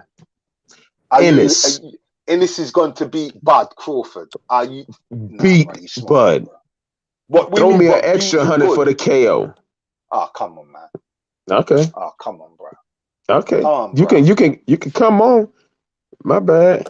I'm fucking. You can come on. I'll take your money too, Glenn. He hasn't got. No. Listen, I'll let y'all talk on the Ennis because I only seen him fight once. But the one thing I got to get off my chest is all these people that talk. My boy, one of my favorite fighters, the Matrix, will beat all of those. Who the fuck is that? Lomachenko. Oh, Lomachenko. Whenever I hear Matrix, I think about Andre Durrell. The Matrix will beat all their ass. He'll beat Cambosis, and the one person people need to stop talking about. I literally the other day watched all his fights. People are smoking some of the finest crack in the world. Devin Haney is not that dude. That's doo-doo. Doo-doo Haney. He's garbage, bro. He's trash. That dude. Who has Devin Haney fought? Who has Devin Haney fought? Bro, it don't even matter who he's fought. He could. I would think he was. I would think he was something if he was knocking him out. Devin Haney and Tank, they haven't been really. If Devin Haney fights, bro, unfortunately, he will get all that jewelry knocked off. The only thing I respect about Devin Haney is who he's dating. That's the only respect he gets from me. Is he's dating India Love. Outside of that, none of these motherfucking brothers is. I'm sorry, bro. Shakur Stevenson, trash. Devin Haney, trash. Can you believe fucking Tank, said semi-trash? You crazy? They don't want that smoke. Lomachenko would beat Tank too, bro. Lomachenko will ballet dance around all these brothers. I'm sorry. Maybe that Olympic young brother coming up after a while, he's a hope. Okay, yeah, that boy's good. I'm tired. I'm tired. So hold a minute. So let me ask you a question. Do you think Conor Benn will ever become a welterweight champion? I think he could be like WBO champion if he's steered correctly. Okay. He'd have to win it. He'd have to win it over there first. No, I gotta ask. Hold on. I gotta ask Jay and Cook this. There's a person I can't pronounce his name. Maybe y'all can, but I think he should move up in weight because he would get more notoriety. Because the weight class he's in is too small. Nobody gives a crap. That fucking Filipino or Japanese dude, whatever nationality he is, that boy is nice. I think Ben will beat. To be quite honest, I think Ben will beat you guys. You know who I'm talking about, right, Jay?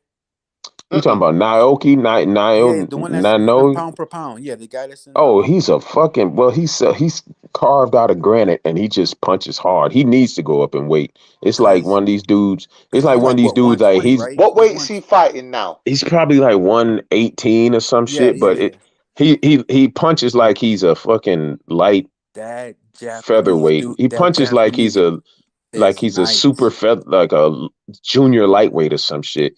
But he needs to go up in weight. Jay, you gotta check him out. He needs to go up in weight. It's like you're not gonna find any challenges at your weight, bro.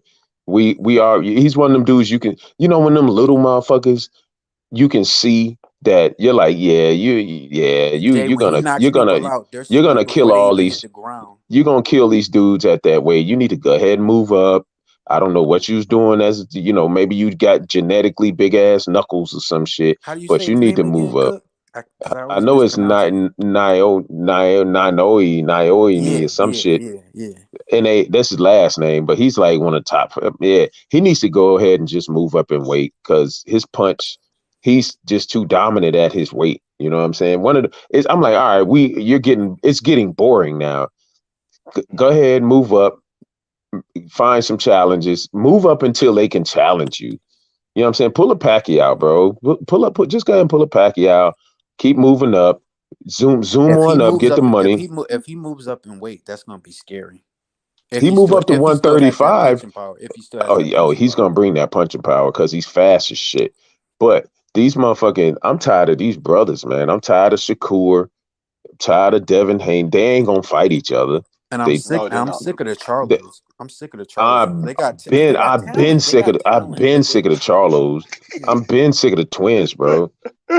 I'm been sick of the twins. I'm like, yo, enough with y'all, man. Y'all the most exciting, boring. They're boring, Did you guys exciting. hear about what the Charlo did with the waitress? Nah. So his credit card got declined. That's right. His credit card got declined. declined. The Al Heyman loan. See, the loan didn't go through. Al Heyman. Stop it. I'm just saying, man. Then he Al took the Heyman girl's money. credit card holder, and he took the other people's credit card and tried to use them. Yeah, the Al Heyman check didn't clear. Yeah, the Al Heyman loan check didn't clear. Stop it. I'm surprised. I'm just saying, hey, Al Heyman contract in it put you on loan. You know what I mean? Think Charlo loan. would have hung?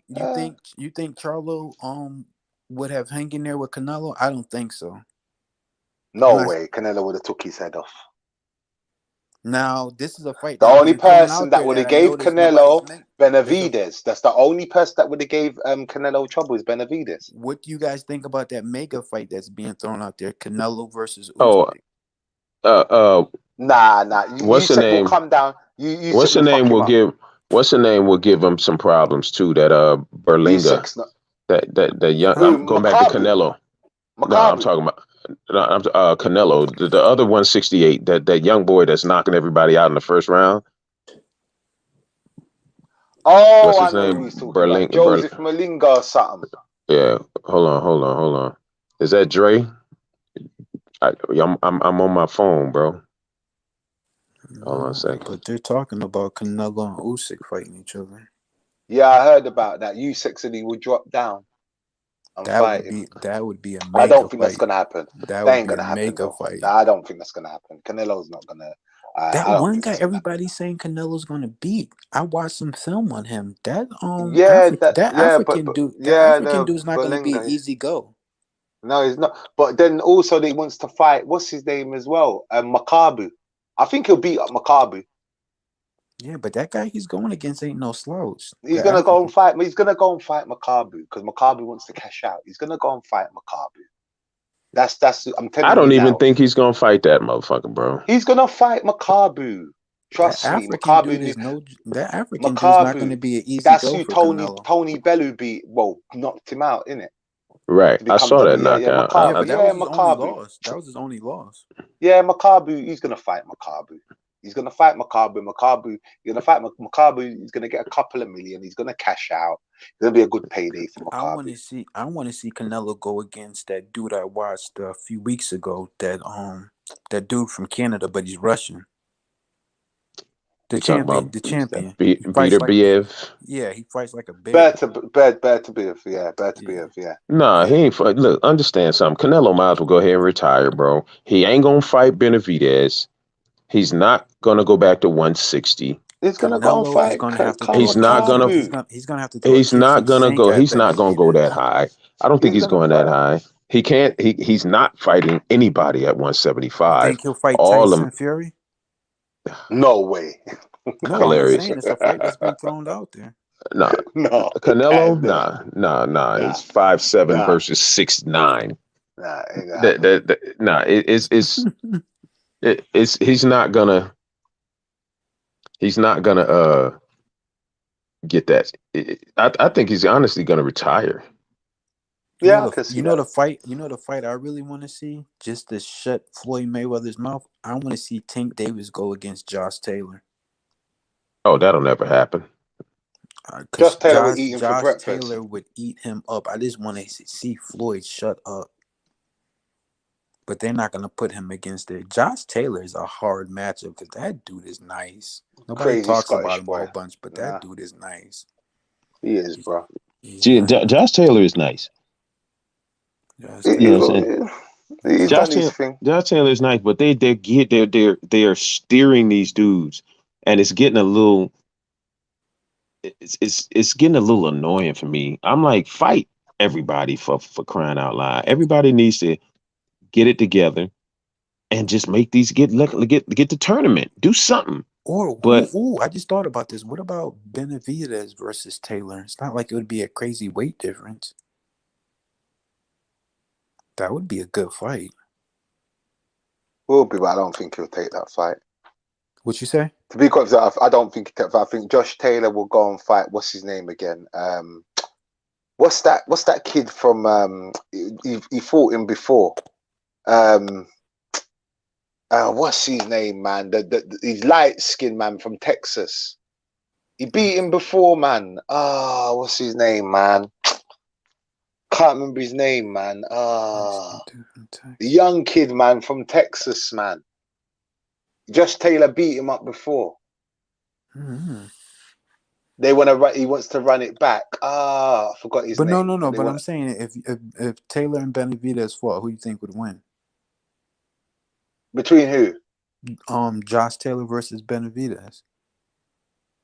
Benavidez. Well, I think Benavidez, to be quite honest, but it could be a good fight though.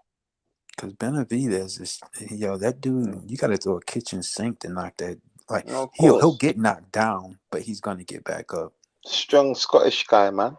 But guys, I'm gonna wrap up this show. I said I would do 2 hours now. It's gone to 3. Thanks to Cook with his boxing and getting me riled up. He always does that. He always does that, man. I swear he does that shit on purpose, man. So he does that. But people, thank you for rocking. We're definitely going to be doing a boxing segment. I truly always appreciate the time, Big J. I don't know if I'm going to bring back angry boxing, man. I might have to just do the boxing segments on here because it's all good. Sometimes it's just too much to have 2 channels. I realize how much work goes into it and stuff like that. I mean, I might bring back angry boxing. I could do.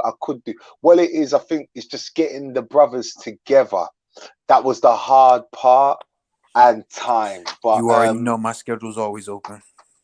It could be a possibility. I'm going to bring back angry boxing. It could be a possibility. I just have to sit down and really meditate on that shit. Even if we do a show once a week, that's what I'm saying. Even if we do angry boxing once a week, then yeah. Even if you do it on here, you already know. You just hit me up. You know I ain't doing definitely. All right, then, brothers. Thank you very much. Unks, I know Unks is laying in the cut right now. As he always does, man. Unks is just laying in the cut.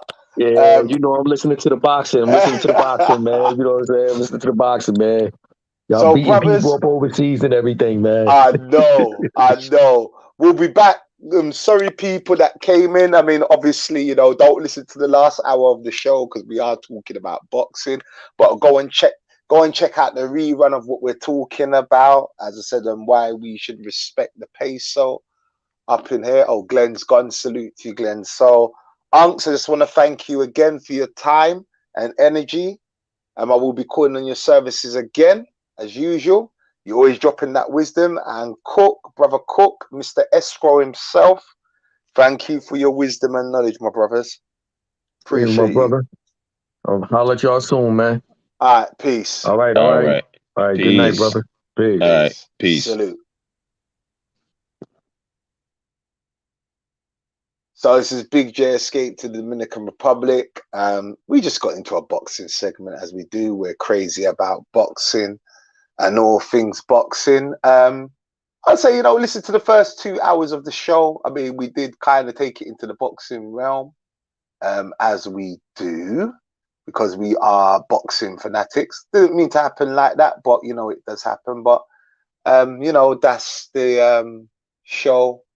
Why we should respect the PESO. We kind of veered off that towards the end, but just catch the reruns and catch up on all the drills. So peace and love, manners and respect. Thank you for rocking with me, and good night to all of you. Salute, peace.